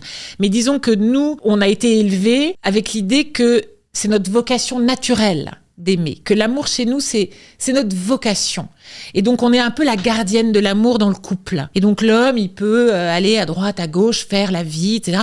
Mais nous, notre vocation, c'est d'être la vestale, de garder la flamme. Donc, c'est nous le foyer, c'est nous l'amour, c'est nous la sentimentalité, c'est nous qui devons aimer les enfants. Voilà, tout ça, je l'ai réexaminé et ça m'a servi dans ma vie. Et donc, pour en revenir, pour boucler la boucle, j'espère que ce livre est utile. Alors, je crois qu'il l'est parce qu'on m'a déjà dit que ça avait été quelque chose d'un peu de l'ordre de la révélation sur certains plans, parce que tout à coup, ça éclaire des problématiques que chacun et chacune, à laquelle chacun et chacune est confronté. Et donc, ça met des mots dessus, et puis ça les décortique. J'essaie d'analyser, de décortiquer, et encore une fois, de confronter les points de vue. Par exemple, sur cette question de choisit-on l'être aimé, j'ai confronté. Il y a Descartes, il y a Spinoza, il y a Freud, il y a Jankélévich, et qu'est-ce que chacun a dit ? Et j'essaye de simplifier. Parce que sinon, ça sert à rien pour moi. Et justement, comment en plus, tu sais que on s'est eu au téléphone cet été. Tu m'as très gentiment aidé sur un des chapitres de mon prochain livre. Et vraiment, je te le dis, je crois que je l'ai déjà dit, mais tu es, je trouve, l'autrice la plus claire. Oh. Ouais. Et moi, j'aspire à ce que mes livres soient aussi. Enfin, tu vois, tu apprends des choses. Sans prendre la tête, sans créer des nœuds dans le cerveau, on a envie d'acquiescer, tu vois, avec chacun de tes propos. Et donc, on a décalé plusieurs fois là, l'interview d'aujourd'hui. Oui, j'en suis désolée. Non, mais aucun problème. Mais à chaque fois, je me disais, merde, j'aurais fini mon bouquin à ce moment-là, alors que j'aurais aimé avoir les réponses que tu vas nous partager, mais il n'y a aucun problème. C'est quand même très utile. Mais je me suis vraiment demandé, quel est toi ton processus ? Parce que c'est d'une telle richesse. Il y a des recherches historiques, il y a de la sociologie, il y a de la philosophie. Tu le disais, pour le thème à la philo, c'est parfois plusieurs années de travail. Je crois que c'est pareil pour de la vérité. Enfin, tous tes livres, en fait. En moyenne 4 ans. C'est fou. Et alors, moi, j'ai une approche très différente où je m'immerge parce que, en fait, je me dis, il faut que je pense tout le temps au sujet pour pouvoir vraiment le décortiquer. Comment est-ce que toi, tu t'y prends à partir du moment où tu remarques qu'il y a cette obsession qui est telle que tu te dis, il faut que j'écrive un livre dessus ? Quels sont les premiers jours de recherche ? Et comment ensuite tu t'organises pour arriver au point final ? Oh, alors déjà, merci parce que tu m'as fait le plus beau compliment qu'on puisse me faire, c'est celui de la clarté. Parce que c'est vraiment ma quête. La clarté, la limpidité. C'est-à-dire qu'en fait, souvent, quand moi je lis des bouquins de philo, ça me tombe... Enfin, je le dis franchement, hein, ça me tombe des mains parfois parce que c'est mal écrit et mal articulé. Et donc, il manque parfois des choses toutes bêtes comme des conjonctions de coordination, genre donc, par conséquent, en outre, à contrario. Et donc, tu sais où t'en es. Tu dis, ah bah attends, ça c'est une idée qui vient s'opposer à celle-là, ou ça c'est une idée qui découle de celle-là. Et donc ça, je trouve ça hyper intéressant pour suivre un raisonnement, que ce soit fluide et que ça soit coulant et que tu puisses avoir l'impression que tu lis un roman alors qu'en fait tu lis de la philo. Donc ça, c'est vraiment mon obsession. Et donc le processus créatif chez moi, il est extrêmement laborieux. Je le dis. Je le souhaite à personne parce que c'est solitaire et laborieux. C'est que je commence par faire pratiquement 2 années de ne faire que des lectures où pratiquement j'écris dans les marges des bouquins, je fiche comme on faisait quand j'étais étudiante, mais des fiches très très détaillées, et je mets des commentaires dans une autre couleur. Merci Word, j'adore parce que ça permet d'avoir plein de... Voilà, moi j'ai tous mes dossiers, ils sont des couleurs, même des fonds de couleurs différents. Des stylos, 4 couleurs. Voilà. Du coup, j'ai 8 couleurs parce que je prends les couleurs foncées, les couleurs claires. Mais comment tu fais pour écrire avec un stylo ? Tu écris avec un stylo. Ouais. J'ai vu ça sur une de tes photos. Ouais. J'étais fascinée. Moi, je n'ai commencé à écrire que le jour où j'ai eu un ordinateur. Ah ouais. Parce que écrire à la main, j'y arrive pas du tout. Parce que je sais pas pourquoi, ça va pas assez vite. Donc du coup, j'écris très très mal, alors que je tape très très vite. J'écris très mal. Et donc après, c'est moche, c'est brouillon, j'arrive pas à me relire. Et puis surtout après, c'est pas clair en fait. Quand un truc est tapé, il est bien clair. Moi, ce que j'aime pas quand c'est tapé, c'est que tu peux. Enfin, moi, ce que j'aime bien avec les feuilles, c'est que je peux écrire. Puis si jamais j'ai une idée sur un autre sujet, je prends une autre feuille. Puis après, je peux les mettre à côté pour comparer. Enfin, tu vois, il y a une espèce de gymnastique que je préfère. Et puis en fait, juste moi, j'ai toujours adoré écrire à la main. Je pense que si j'avais pas cette obsession de la couleur aussi, j'écrirais même au stylo plume parce que j'adore. Ah ouais. Mais moi, j'aimerais bien taper à la main. À l'ordinateur, ça serait quand même plus pratique pour tout le monde. Mais tu vois, j'ai perdu, tu vois, certaines feuilles et tout. C'est quand même un peu chiant. Du coup, je prends tout en photo. Et c'est marrant. Alors que toi, on n'est pas de la même génération. Et c'est moi qui te dis ça et toi qui écris à la main. Alors que moi, écrire à la main, j'écris des notes, des petits brouillons comme ça, des post-it, des choses. Mais vraiment, l'ordinateur, c'est un deuxième moi. C'est mon ordinateur. Je me suis fait cambrioler il y a 2 ans. La première chose que je suis allée voir, c'est si mon ordinateur était là, avant les bijoux, avant tout. L'ordinateur. Il était là ? Parce que, oui. Ouf. Ouais. Et l'ordinateur était là, faut dire il était, je sais pas pourquoi, peut-être c'est trop lourd. En fait, après, les flics m'ont dit ça s'embarque rarement un ordinateur. Un portable, oui, mais un gros PC de bureau. Ah oui, t'as un gros truc de bureau. Faut quand même, mais moi j'ai un écran 2 fois grand comme moi. D'accord. J'ai un fauteuil de gamer. Il faut que je sois à l'aise parce que j'y passe 5, 6, 7, 8 heures pas de suite, mais voilà. Par jour, quoi. Et c'est, mais c'est mon deuxième moi. C'est mes cahiers, tout est, à un moment, je prends des notes et à un moment, tout est dans mon ordi. Tous les bouquins sont fermés, c'est fini, il n'y a plus de livres, tout est dans l'ordi. Et donc là, toi, tu vois, tu as tes pages et tes dossiers. Moi, c'est clac, clac, je clique. Et donc, pour un livre, je vais avoir, pour le rire, j'avais peut-être 50 fichiers avec des petits sujets, tu vois, Dieu et le rire, la Renaissance, des sous-dossiers. Et puis ensuite, après, j'essaye de faire des rapprochements. Une fois que j'ai tout lu, tout emmagasiné, il y a une phase de réflexion pour faire le plan. Et en fait, le plan, c'est le plus dur, mais j'ai compris pourquoi le plan, c'était si dur. Parce que le plan, c'est la réflexion. C'est-à-dire que le plan, c'est la philosophie. C'est-à-dire que la manière dont tu vas raconter ton affaire, dérouler, donc le plan, la structure, c'est l'idée. C'est l'argumentation. Donc en fait, il n'y a pas « je fais mon plan puis je rédige ». Non, le plan, c'est la réflexion pure. C'est-à-dire comment, en fait, je vais articuler cette idée avec celle-là qui me fait penser à celle-là. Comment je fais le pont ? Eh ben voilà, c'est ça, c'est l'idée. C'est l'idée. c'est l'idée philosophique. Donc en fait, c'est normal que ça prenne du temps et c'est normal que ça prenne la tête. Bon, quand tu fais une dissert, enfin les étudiants qui font des desserts, je sais pas si tu as un public de très jeunes, d'étudiants là, tu penses que tu as des terminales qui t'écoutent ou... Écoute, je pense qu'il y en a un peu. Manifestez-vous, écrivez-nous sur Insta. J'ai plus de personnes de plus de 20 ans que de moins de 20 ans. Okay. Voilà, on va le dire comme ça. D'accord. Mais je pense qu'il y en a quand même. Donc dis-nous si ça peut partager des conseils. Non, mais voilà, c'est ça, c'est que... Non, j'allais leur dire que le plan, c'est vraiment l'étape la plus cruciale parce que la structure, c'est la réflexion en fait. Tu vois ce que je veux dire, c'est indissociable. Ouais. Non mais moi je sais que quand je suis bloquée, c'est souvent que j'ai pas assez détaillé mon plan. C'est ça. Donc en vérité, vu que moi j'écris sur des temporalités beaucoup plus courtes, en fait, il me faut une première partie avec une sous-partie avec chaque argument et même parfois le sous-argument du sous-argument. Et en fait, si j'ai ça, après c'est fluide. Mais si j'ai pas assez bien détaillé mon chapitre, par exemple, pour chaque chapitre même, après souvent j'ai 8 idées principales et en fait c'est le fait de vraiment les détailler parce que si je détaille pas assez, je peux me retrouver bloquée quoi. Ouais, tout à fait. Moi, quand je travaillais sur le rire, au bout d'un moment je me trouve devant une masse de documentation monumentale parce que j'ai étudié la philosophie du rire, qu'est-ce qu'avaient dit les philosophes, qu'est-ce qu'avait dit l'histoire du rire, qu'est-ce qui fait rire à travers le temps, les différentes manifestations, les significations du rire, toutes les fonctions. Et au bout d'un moment, j'ai commencé à dire bon, essaye de structurer. Et structurer, c'était découvrir, par exemple, les différentes fonctions. J'ai dit, il y a une fonction anxiolytique, il y a une fonction d'exclusion et d'inclusion, il y a une fonction de domination, il y a une fonction d'émancipation, il y a une fonction commerciale, il y a une fonction thérapeutique. Et en détaillant ces différentes fonctions et en les questionnant, le plan, il venait tout seul, en fait. En fait, c'était le plan de faire ces distinctions. Et donc, c'est pareil pour les dissertes de philo ou les étudiants, même dans d'autres matières.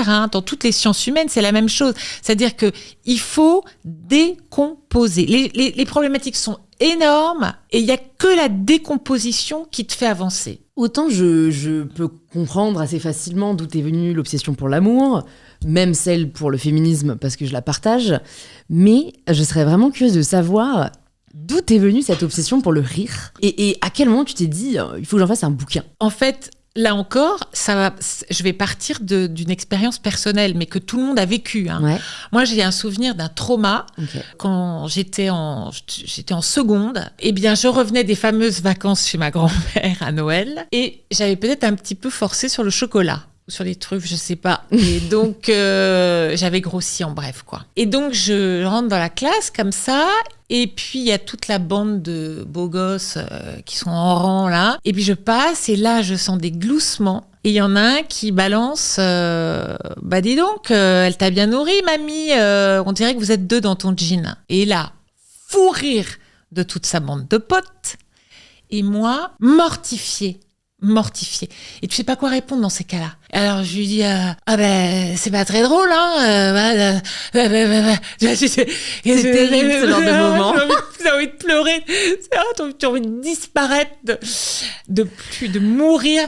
Et il me dit ça va, un peu d'humour. Et là j'aurais eu envie de lui dire mais c'est pas de l'humour mon gars, c'est du sarcasme, ça n'a rien à voir. Et l'humour, oui, ce serait faire preuve d'humilité parce que humour, c'est la même racine c'est humus, la terre, donc humilité, mais c'est aussi humiliation. Je dis là, c'est pas de l'humour, c'est de l'humiliation. Donc c'est pas la même chose. Mais évidemment, j'ai pas eu les moyens de lui répondre ça.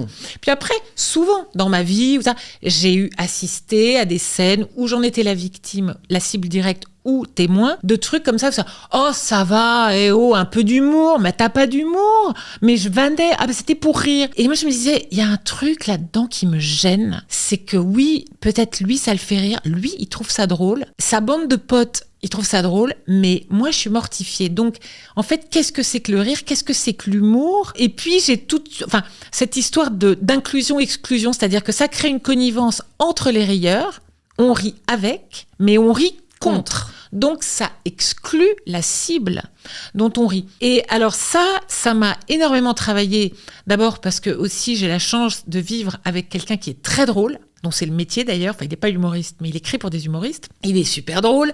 Donc, on rit énormément à la maison. Et il y a des vannes qui passent pas bien. Il y a des vannes qui passent très bien. Et puis, il y a des vannes, oh là, Y a-t-il une limite au rire ? Et justement. Alors donc, c'était ça la question.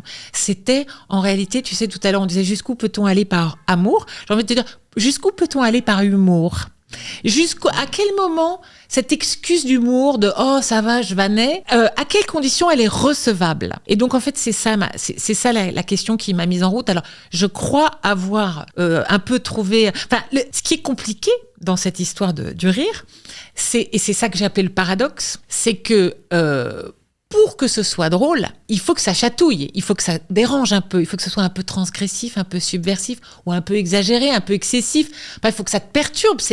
Le rire, ça naît de l'incongruité. C'est un truc qui t'étonne, qui te surprend, sinon tu ris pas. Donc en fait, comment on fait ? Parce que souvent, ce fait d'aller trop loin, ça peut te gêner. Donc, il est là le paradoxe. C'est comment on fait ? Parce que quand on dit peut-on rire de tout, si on dit oui, on peut rire de tout, ça veut dire qu'on prend pas en cause la souffrance ou l'humiliation de la cible, comme moi quand j'en étais la cible. Mais en même temps, demander au rire de pas être inconvenant, d'être correct, gentil, etc., ça fait des vannes pas drôles. Moi, je me souviens d'une vanne d'une dame qui me gardait quand j'étais petite. Et déjà, quand j'étais petite, je trouvais ça pas drôle. Elle me dit un jour, qu'est-ce que c'est qu'un rôti gazouillis ? Alors, je lui dis, je sais pas. Elle me fait, c'est un rôti cuit. Tu vois. Et elle était morte de rire. Et là, je dis, attends, c'est pas drôle son truc. Enfin, même enfant, je trouvais ça déjà pas drôle. Parce que, en fait, ça n'avait rien de, c'était juste un petit jeu de mots, mais il y avait pas de, ça chatouillait pas. Alors que les vannes que balançait mon frère aîné, qui étaient des vannes beaucoup plus, moqueuses, il était, moi, mon père surtout était très moqueur, très. Moi, j'ai grandi avec cette culture de la moquerie, mais dont je sentais très bien qu'elle était à double tranchant. C'est-à-dire qu'on se moquait, à la maison, la moquerie, c'était presque le sujet de conversation.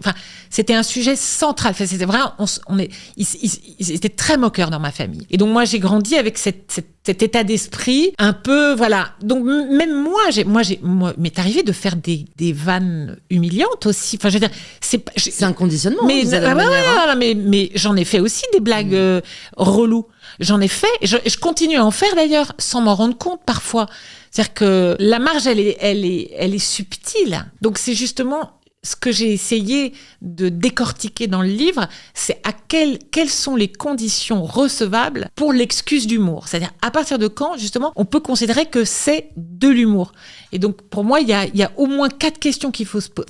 Je pense que déjà, j'ai avancé l'idée d'un pacte humoristique. C'est-à-dire que c'est une relation à l'autre, l'humour. Donc, il faut que s'installe une sorte de pacte humoristique. Et une des bases de ce pacte, c'est l'innocuité. C'est-à-dire, il faut pas que tu te sentes en danger ou humilié ou blessé personnellement.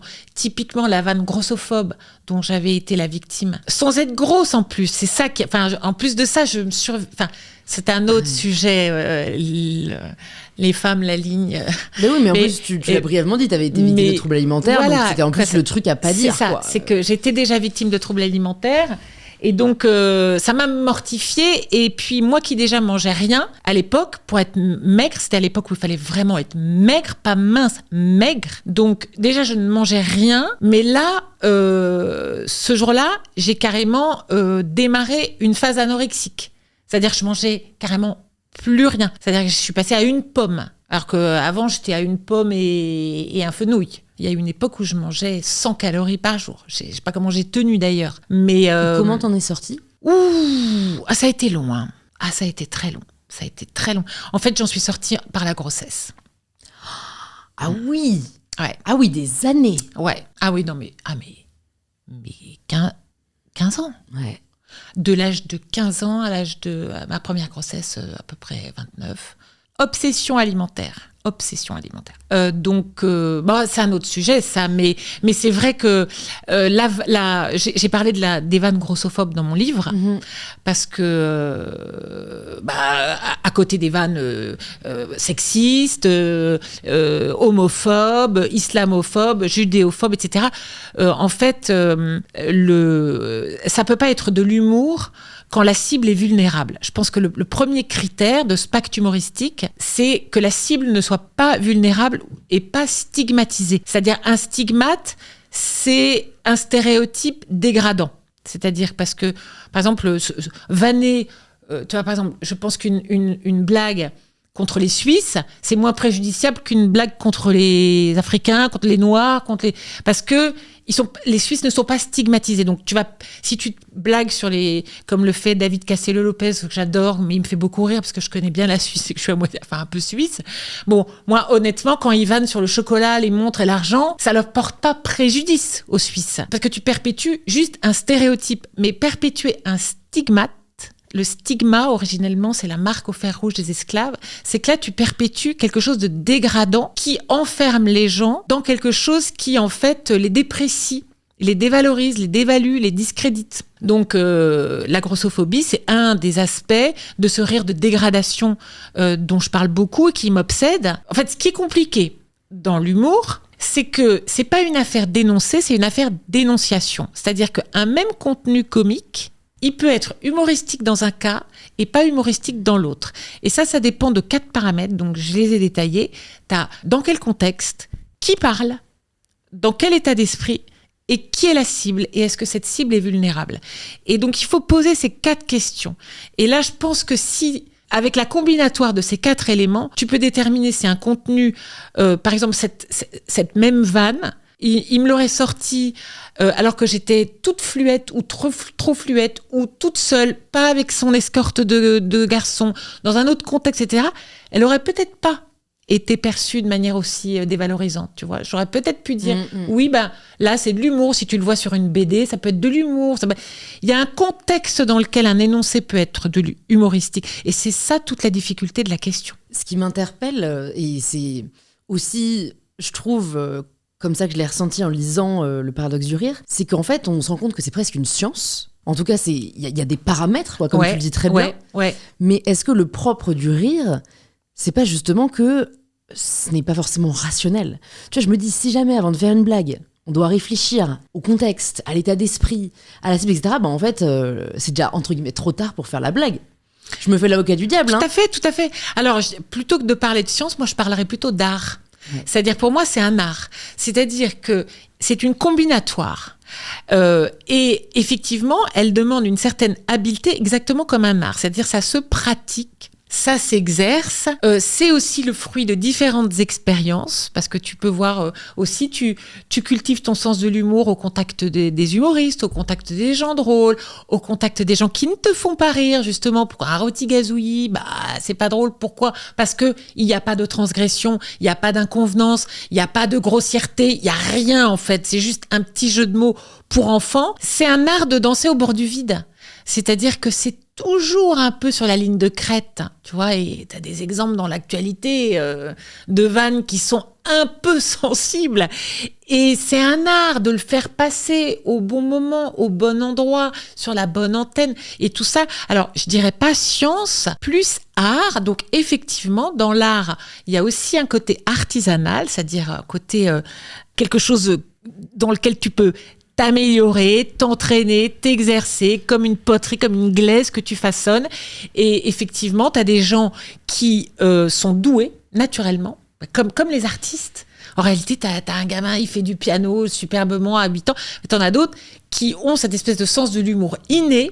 Enfin, inné, je sais pas, parce que non, inné, je retire, parce que je pense pas que ça ne peut pas être dû à une éducation, à une culture. Il y a une facilité, disons, il y a une socialisation. Alors c'est vrai que il y a l'environnement. Il y a beaucoup de choses qui peuvent entrer en ligne de compte, mais c'est vrai que ça fait partie de la socialisation aussi, l'humour. C'est-à-dire que t'apprends aussi, par exemple, les jeux de société, ils sont là pour t'apprendre la stratégie, ils sont là pour t'apprendre à défendre tes intérêts, pour t'apprendre etc. Et donc, s'il n'y avait pas l'amusement, les fous rires, etc., ça paraîtrait très cruel de désirer vraiment la malchance de ton adversaire, tu vois, de désirer, tu vois, au Monopoly, vas-y, t'es tombé sur mon hôtel rue de la Paix, vas-y, paye, etc. Si on se marrait pas, ça serait perçu comme quelque chose de trop cruel. Donc, en fait, le rire, il a aussi une vocation de socialisation. Donc, c'est pour ça que c'est pas complètement inné, il y a quelque chose de l'ordre de l'apprentissage aussi, mais c'est vrai qu'il y a des gens qui sont plus doués pour ça que d'autres. Ce qui m'interpelle, c'est qu'il y a une vraie considération de l'humour. Tu vois, on parlait de ton premier livre sur l'amour et celui-ci sur le rire, mais typique, souvent, il y a des adages qui disent que, en gros, un homme qui fait rire une femme, il a tout gagné. Comment ça se fait qu'on octroie un tel poids à l'humour?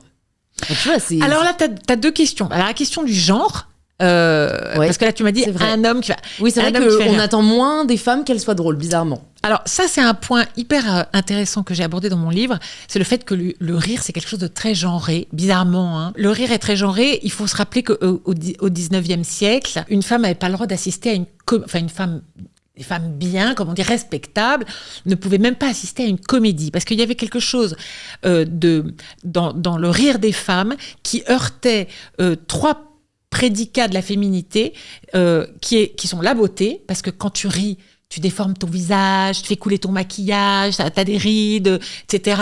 T'as la bouche ouverte, on voit les dents, c'est pas forcément toujours ce qu'on a de plus beau et régulier. Donc il y a la beauté, il y a la bienséance, parce que rire, c'est rire il peut y avoir quelque chose d'obscène ou quelque chose qui heurte les convenances, voilà. Et puis la bonté, la moralité, puisque la femme est supposée être vertueuse. Donc la beauté, la pudeur et la vertu, les trois prédicats qui interdisent à la femme l'hilarité, en tout cas l'hilarité, voilà. Et à l'inverse, c'est très valorisé chez l'homme depuis toujours. Il y a cette fanfaronnade, les hommes qui se mesurent les uns par rapport aux autres, ils se mesurent pas seulement en termes de performance sexuelle, mais en termes de rire, qui rit le plus fort, qui fait rire, etc.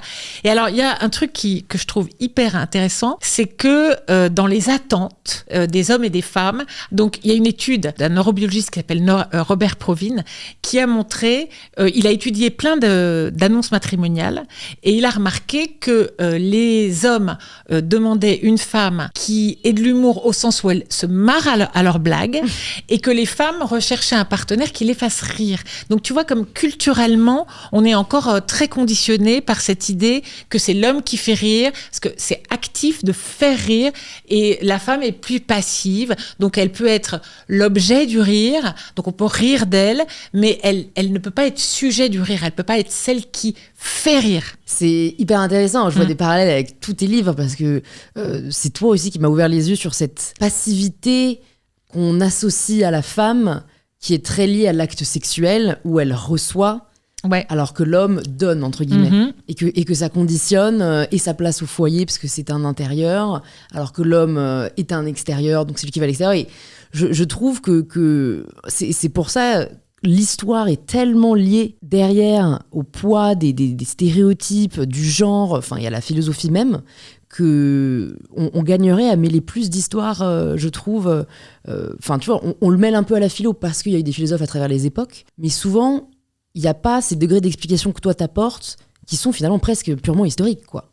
Mais complètement historiques, c'est-à-dire que je pense que pour comprendre l'amour ou le rire ou la condition des femmes et le féminin et le masculin, il faut voir comment ça s'est construit à travers le temps. C'est-à-dire que si tu veux faire une œuvre de déconstruction, c'est-à-dire justement la déconstruction, c'est déployer, déplier, dérouler, c'est en fait déconstruire, c'est pas détruire du tout, c'est comprendre comment ça a été construit à travers le temps, comment on a construit l'idée de l'amour. Donc il y a une construction culturelle. L'amour, c'est une construction culturelle. Et le rire, c'est une construction culturelle. Donc il y a des façons de rire, on rit pas la même chose et de la même façon à telle et telle époque, dans tel et tel milieu social, dans telle et telle ère géographique, etc.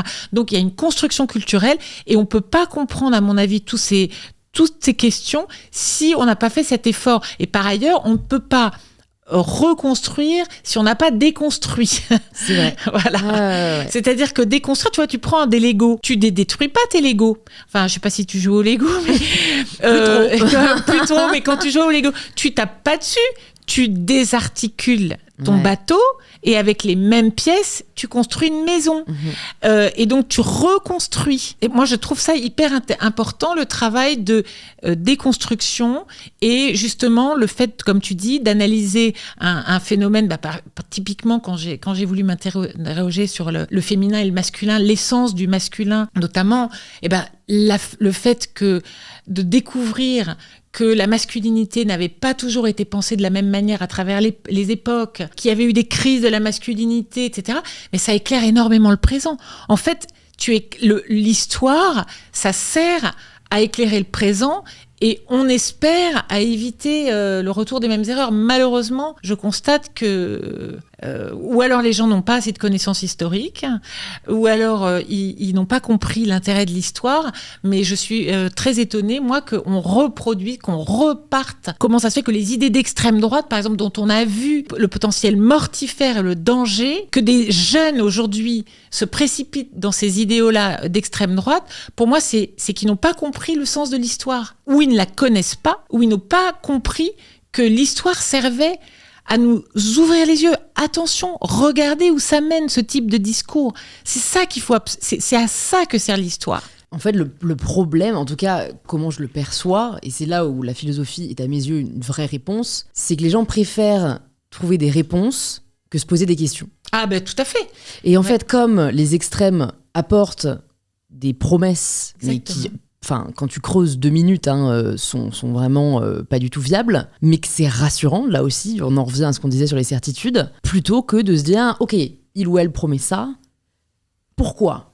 Et comment elle va le mettre en œuvre ? Et est-ce que vraiment il ou elle va réussir ? Et c'est là où ça m'attriste, quoi. Mais je me dis, bon, à part faire de la philo encore plus jeune, je sais pas tellement quelles sont nos options, quoi. On en revient à ce qu'on disait tout à l'heure, sur le fait que la radicalité, ça rassure. Le ventre mou, c'est l'angoisse, en fait. Une idéologie, par définition, c'est la logique d'une seule idée. Donc, quand tu as une idéologie, elle est bien rassurante, elle est bien compacte, elle est bien concrète. Il y a A, B, C, voilà. Donc, toi, tu suis, c'est comme les gens qui disent qu'ils sont... Par exemple, tous les gens qui adorent la discipline, qui adorent l'armée, qui se sont... Parce que c'est hyper sécurisant, c'est hyper structurant de savoir le matin que toute ta journée, elle va être quadrillée, qu'il y a un chef et c'est lui, puis au-dessus de ce chef, il y a ce chef, donc toute la hiérarchie, tout est bien dessiné, donc tout est clair, tout fait sens, mais il n'y a plus d'espace pour la gamberge. Et justement, c'est l'espace de gamberge, la philo. C'est justement l'espace qui te reste. Donc, tu as ceux que ça rassure, et cette discipline et l'idéologie, le fait que ce soit clos, et puis t'as ceux que ça oppresse. Enfin, moi, je fais partie de ceux que ça oppresse. Mais j'ai bien compris aussi que le fait de refuser ça me plongeait dans des angoisses et dans des abîmes existentiels, parce que la liberté, je reprends le même texte de Sartre, en fait, c'est un vertige, la liberté. C'est qu'il n'y a rien de plus angoissant. Cette angoisse, qui était pour moi un concept un peu abstrait, parce que je l'avais lu, l'angoisse de la liberté chez Sartre, et le jour où la première fois que je suis allée en prison, pas en tant que détenue, mais tu as quelque chose à nous avouer. En tant que visiteuse, donc j'avais rendez-vous avec l'assistante sociale pour qu'elle m'explique un peu le fonctionnement de la prison, etc., ce que c'était que les détenus, ce qu'il fallait éviter, pas éviter, etc. Et c'est en sortant, vraiment en récupérant mes affaires que tu laisses dans un casier, en passant tous les portiques, en passant tout le sas, et en étant dehors, je suis allée vers ma voiture, j'avais ton âge, exactement. Et je me suis dit, en fait, je peux partir à gauche, je peux partir à droite. Si je veux, je peux prendre ma voiture, je peux aller partir à Marseille, là, si je veux. En fait, rien ne m'attache. Et tout à coup, j'ai pris conscience du prix que ça avait, parce que elles allaient retourner dans leur petite cellule microscopique, le prix que ça avait, mais aussi du vertige, de l'angoisse que ça représentait. Parce que je me disais, mais finalement, je rentre chez moi, mais c'est nul de rentrer chez soi, en fait. Mais qu'est-ce que je pourrais faire ? En fait, où je pourrais aller ? Comment je pourrais profiter de mon temps ? Et là, c'est assez angoissant. Alors qu'effectivement, tu peux te dire, à l'armée ou quand tu es dans un pensionnat, tu sais, tu ne te poses plus de questions. Et en fait, tu as ceux qui n'aiment pas se poser des questions parce que ça met trop de vertige. Et puis, tu as ceux et celles qui assument le fait que se poser des questions, et tu en fais partie, Louise, je le sais, je le vois dans tes yeux, je le écoute dans tes podcasts, tu fais partie de celles qui sont sans repos, complet. Je te sens sans repos. Oui, c'est vrai. Oui. Sans repos parce que assailli d'une multitude de questions, mais je pense que ça, c'est ce qui fait ta grandeur. C'est peut-être ce qui t'angoisse aujourd'hui, c'est peut-être que ça t'angoisse, tous ces questionnements, parce que tu as l'impression que tu voudrais pouvoir te raccrocher à quelque chose qui te rassure. Mais en fait, c'est ta richesse et c'est ta force parce que c'est ta dynamique. Et ta dynamique, c'est le questionnement. Et en fait, chacun doit se dire, c'est quoi ma dynamique ? Si ta dynamique personnelle, c'est d'être rassuré dans un cadre rassurant, parce que du coup, quand tu es rassuré et stabilisé quelque part, eh ben, c'est là que tu peux déployer ta créativité complète parce que justement, tu es enraciné et que l'enracinement d'un arbre, c'est ce qui permet que les feuilles, après, toutes les branches partent dans toutes les directions avec le vent, mais tu restes bien enraciné. Donc, tu as ceux qui préfèrent ça, celles et ceux qui préfèrent ça. Et puis, tu as celles et ceux que l'enracinement angoisse et paralyse, mais à ce moment-là, ils doivent prendre le risque de l'indétermination. Le risque de l'indécision, le risque de l'aventure, le risque de l'expérience nouvelle. Et donc, c'est angoissant, mais si c'est ta route, Louise, reste-y. Parce que du coup, c'est ça qui fait que c'est pour ça que tu fais des podcasts. Parce que tu cherches. Le jour où tu arrêtes de te poser des questions, toutes les questions qui te hantent, c'est fini. Tu raccroches ton micro et tu restes chez toi. Donc, si tu as besoin d'aller demander à des philosophes, à des sociologues, à des influenceuses, à des scientifiques, etc., qu'est-ce qu'ils pensent du sens de la vie ? C'est que tu voudrais bien qu'on t'aide à le trouver. Mais d'abord, personne ne détient la vérité, ça il faut que tu le saches. C'est-à-dire que tout le monde fait semblant, adopte une posture, parce qu'il y a aussi beaucoup la posture. Moi, je pourrais te la jouer, je suis sage, j'ai trouvé la philosophie au fond de moi. Non, pas du tout. Je suis aussi torturée que toi. Hein. Donc, je me pose 1000 questions et le jour où je m'en pose plus, j'arrête d'écrire. C'est pareil. Mais je pense qu'il faut emprunter la posture de « je suis au-dessus de ça » parce que ça rassure et puis parce que ça... En tant que prof, par exemple, c'est la posture que j'adopte. Je ne suis pas la même face à toi que face à mes élèves, que face à des auditeurs dans une conférence. Je ne suis pas le même personnage. Et en fait, on est tous un peu des caméléons. Et là, tu es quel et personnage ? On joue. Alors là, je pense que je suis assez moi-même. Pas complètement, parce qu'il y a un micro, il y a une caméra, il y a la lumière, et puis parce que c'est toi. Et puis c'est intimidant de savoir qu'on est écouté aussi. Donc je ne peux pas te dire que je suis à 100% moi-même, mais je suis dans une forme de sincérité. Voilà, de sincérité avec une intention pédagogique. Ça va être prétentieux, mais utilitaire pour tes auditrices, c'est-à-dire qu'ils n'aient pas perdu leur temps s'ils m'ont écouté. Voilà. Ça, c'est quand même un peu aussi mon obsession. C'est non pas mon propre temps, mais que les autres n'aient pas perdu leur temps à me lire ou à m'écouter. Voilà. Comment tu gères tes angoisses ? Alors moi, j'adore marcher. J'habite maintenant à la campagne. Je connais rien de mieux que mettre mes grosses chaussures de marche et partir dans la forêt. Il m'arrive de crier toute seule dans la forêt. Libérateur. Je défoule. Ouais, je défoule. En fait, il y a les angoisses existentielles, donc qui peuvent trouver un remède dans la réflexion, dans la lecture, etc. Et puis, il y a les accidents de la vie contre lesquels tu peux rien. Et tu vois, j'ai demandé à ma fille, avant de venir, qui t'écoute et qui t'aime beaucoup, je lui ai dit, si ça vient dans la conversation, les embûches de la vie, etc., est-ce que ça te gêne que je parle de ce qui t'est arrivé ? Et elle m'a dit, non, au contraire, maman, tu peux le dire parce que maintenant, j'en fais une arme, j'en fais une force. Mais il y a 1 an, je t'aurais pas dit ça. Mais ma fille de 22 ans a eu un cancer, en fait. Un truc qui nous est tombé dessus. Et encore une fois, non seulement elle m'a autorisée à en parler, mais elle m'a dit, mais parle-en parce que ça peut être utile.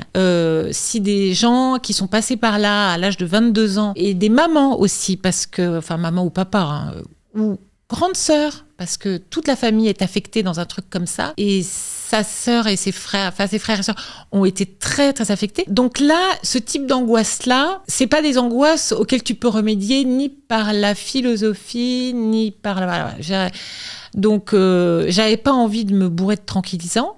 Donc, j'allais marcher dans la forêt, crier dans la forêt. Et surtout, ce qui m'apaisait, c'était d'être avec elle, en fait, le plus possible. Et en fait, elle est maintenant non seulement guérie, mais c'est une guerrière que j'admire énormément. Enfin, vraiment, je suis très, très admirative de ma fille.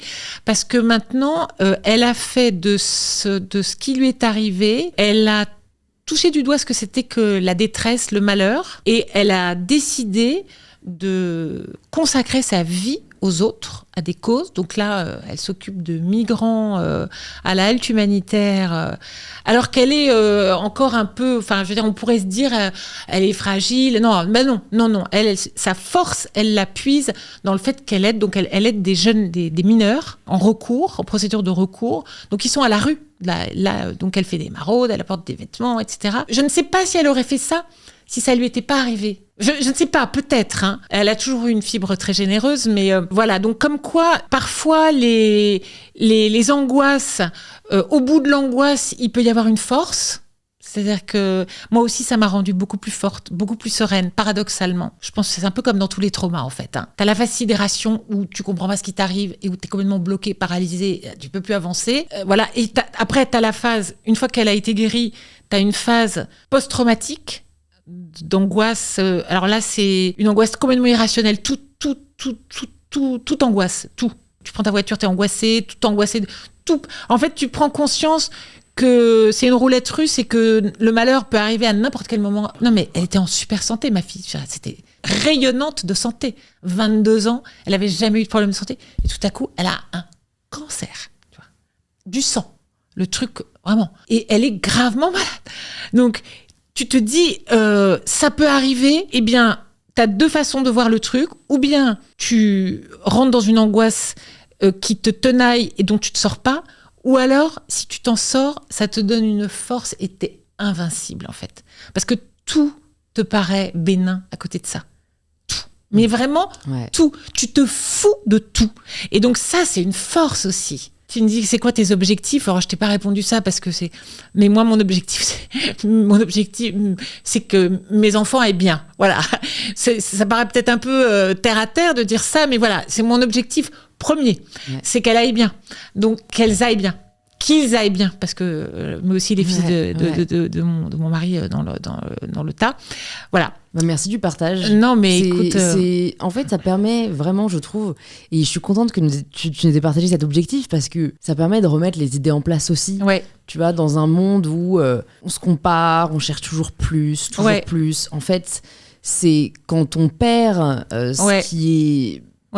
Voilà, le plus essentiel et qu'on avait pris pour acquis, qu'on se rend compte qu'on courait derrière quelque chose qui n'en valait pas la peine. Ouais, complètement. Et enfin, c'est hyper inspirant de savoir que elle aujourd'hui, elle en fait cette force, qu'elle va aider un nombre de personnes incalculable, que voilà, peut-être les personnes qui ont écouté son histoire seront aussi inspirées, quoi. Et puis alors surtout, ça la rend extrêmement heureuse, mais vraiment, mais c'est un bonheur. C'est-à-dire que l'autre jour, on a fait les placards pour récupérer des doudounes, des manteaux, des machins, parce qu'elle me dit, maman, il y a des gamins, ils n'ont que leur t-shirt sur le dos, parce que ils ont traversé la Méditerranée, ils sont arrivés comme ça. Tout à coup, l'hiver arrive. D'abord, ils n'ont jamais vécu des températures comme ça. Ils sont sous les ponts, dans les tentes, comme ça. Et ils n'ont pas même de manteau ou de polaire. Donc, on a tous dans nos caves ou dans nos placards des vêtements. Mais, donc, moi, la première. Donc, on a fait les placards et elle est arrivée à l'halte humanitaire. Elle a distribué ses manteaux. Donc, elle a fait des photos. Donc, t'as des gamins, tout à coup, ils ont un manteau. Putain, un manteau, c'est une maison. Hein.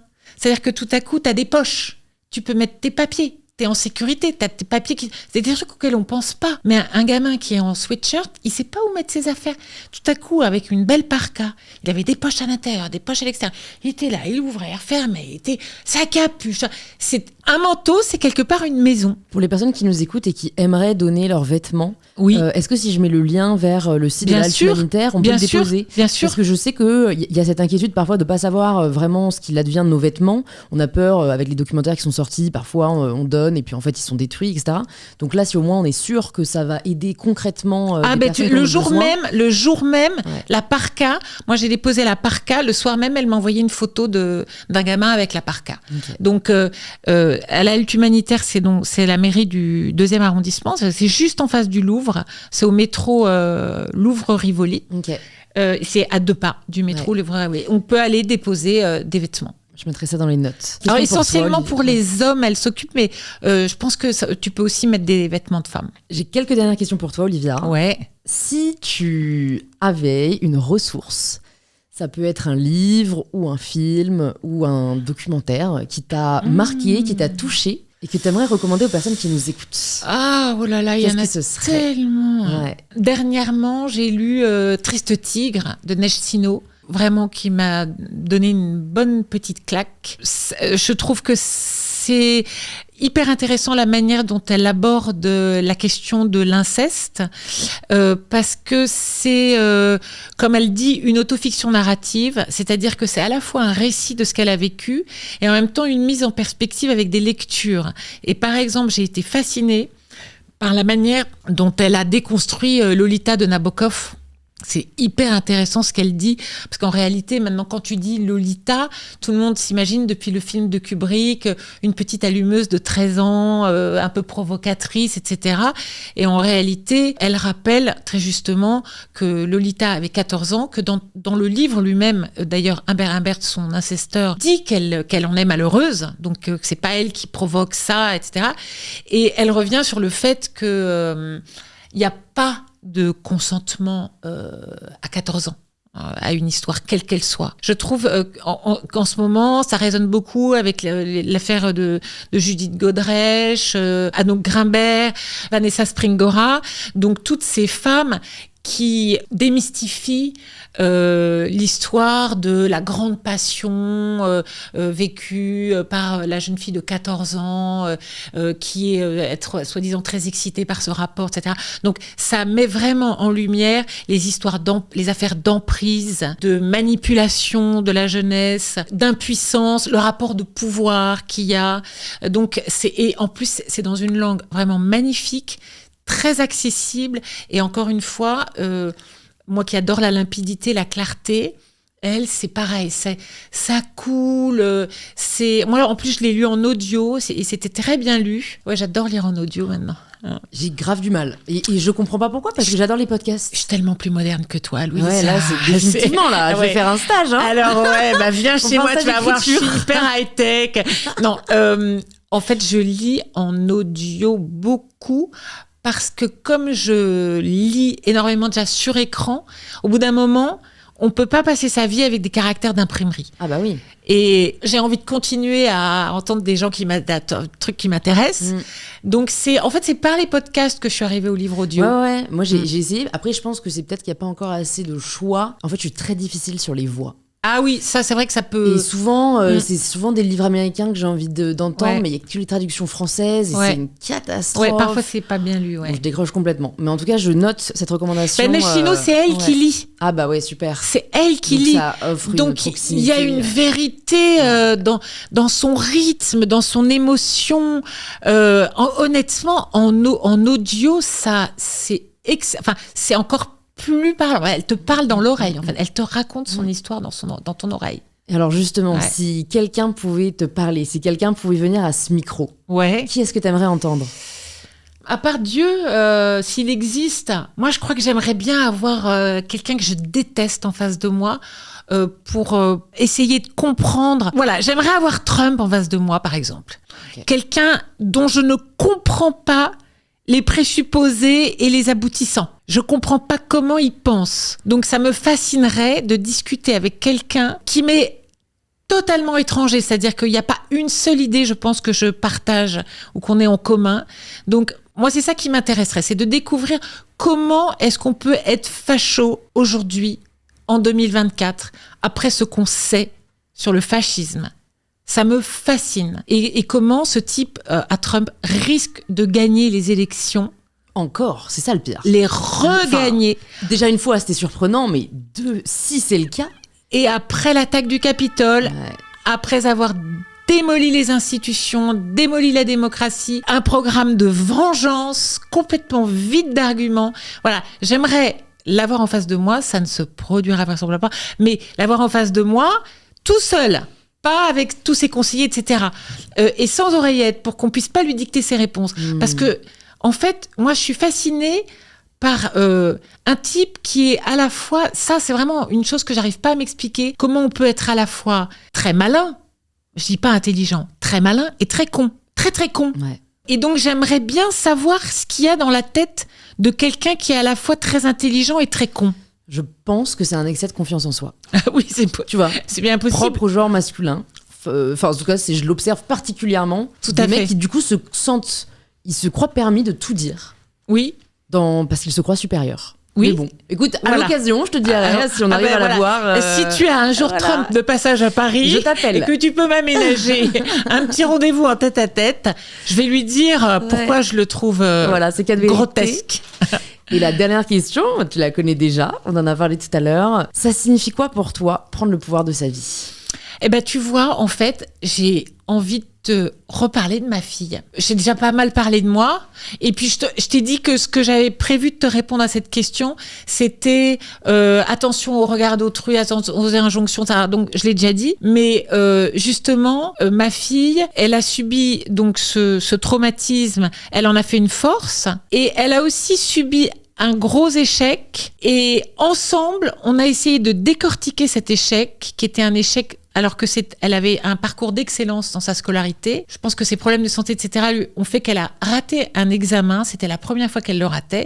Donc, ça a changé sa destinée. Hein. En fait, elle a raté l'examen du barreau. Et en fait, cet échec, elle s'est pas donné tous les moyens, parce que sinon, mais bon, elle avait été malade, elle s'est bien battue mais elle a raté, je pense, parce qu'elle ne voulait pas vraiment être avocate. Et elle a fait de cet échec, donc je lui ai dit, il faut lire, tiens, ça c'est utile, Charles Pépin, Ah oui. Les Vertus de l'échec. Je D'ailleurs, vous invite tu à l'as écouter, reçu. je l'ai reçu 2 fois. Super voilà, si vous avez pas intéressant, encore Charles écouté, Pépin. ouais. Et les vertus de l'échec, c'est voilà. Ensemble, on a dit en fait, ce n'est pas un échec, c'est un signe que ce n'était pas ta voie. Parce que en fait, c'est un métier qu'elle voulait pas vraiment faire, mais qu'elle a fait parce qu'il y avait une pression normative, ses copains qui faisaient ça, et puis voilà, elle avait une espèce de représentation fantasmatique de ce que c'était que le métier d'avocat. Et puis elle a fait un stage, elle s'est rendue compte que ça lui plaisait pas du tout, et que en fait, elle avait envie de travailler dans l'associatif. Donc sa passion, c'est la question des exilés, c'est vraiment sa passion. Et donc, elle s'est réorientée et elle a fait de cet échec une chance. Et une autre de mes filles a eu exactement le même parcours. C'est-à-dire, c'est par un échec qu'elle s'est dit, en fait, non, c'est pas un échec, c'est une opportunité d'essayer autre chose. Et ma fille aussi a eu un échec professionnel et ça lui a permis de réaliser que c'était pas du tout sa voie et elle s'est réorientée dans quelque chose de complètement différent. Donc moi, si j'ai envie, si ce sont des jeunes qui écoutent, je voudrais leur dire que parfois un échec, ce n'est pas vraiment un échec, c'est que ce n'était pas ta voie et qu'il faut en chercher une autre et que c'est l'occasion de se reposer les bonnes questions et que c'est jamais trop tard. Ce n'est jamais trop tard. Donc un échec, ça permet de te redéfinir et ça permet de relancer, et que un malheur aussi peut te donner une foi dans le bonheur que tu ne soupçonnais pas et peut te rendre de nouveau plein d'espoir, te redonner confiance dans le mot espoir, alors que 1 an avant, c'était le désespoir et la nuit. Et je pense que vraiment c'est important de se dire, il y a toujours un arc-en-ciel. Ça paraît un peu cliché de dire ça, mais je pense que l'époque est hyper anxiogène. Je pense que parmi tes auditorices, il y en a qui sont en dépression, il y en a qui sont en anxiété chronique, il y en a qui sont sous antidépresseurs et sous anxiolytiques à moins de 30 ans. Je le comprends, je trouve ça très triste. Je voudrais vraiment pouvoir leur dire, c'est parfois parce qu'une situation est désespérée, désespérante, qu'elle va nous apporter quelque chose de positif. C'est difficile à croire, hein, mais en fait, pour moi, c'est vraiment le seul message philosophique auquel je crois vraiment. Il n'y a pas de vérité, sauf celle que tu vas trouver dans l'adversité. Quand tu vas te confronter à ton échec, à ta douleur, à ta maladie, à la mort d'un proche, à la vraie adversité, que tu vas trouver le sens de ta vie. Merci Olivia. Franchement, Merci, c'est Louise. hyper inspirant. Pour les personnes qui nous écoutent, qui maintenant meurent d'envie de découvrir tes livres, notamment ton dernier livre, Le paradoxe du rire, que je mettrai dans les notes, où est-ce que tu veux qu'on les redirige ? Non, je suis pas sur les réseaux sociaux. C'est peut-être un peu dommage d'ailleurs. Je crois que je vais devoir m'y mettre. T'as du tôt ou tard. potentiel. Ouais, Non, mais tôt ou tard, j'y passerai parce que tout le monde me dit que c'est plus possible en 2024 de pas être sur les... Et c'est vrai parce que quand les gens me cherchent, ils me trouvent pas. Donc non, bah voilà, mon livre est ressorti aux éditions Segers, donc vous me retrouvez dans les librairies ou sur internet, mais non. Si on veut effectivement... t'écrire, est-ce que je peux laisser un mail ou mais si, alors bien sûr, il s'adresse à ma maison d'édition, donc Segers. J'ai un attaché de presse charmant qui s'appelle Guillaume Périllou.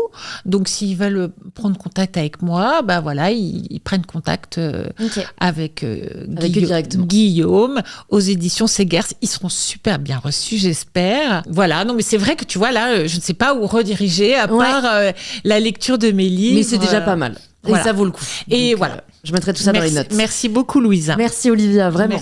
Merci à toi. C'était super.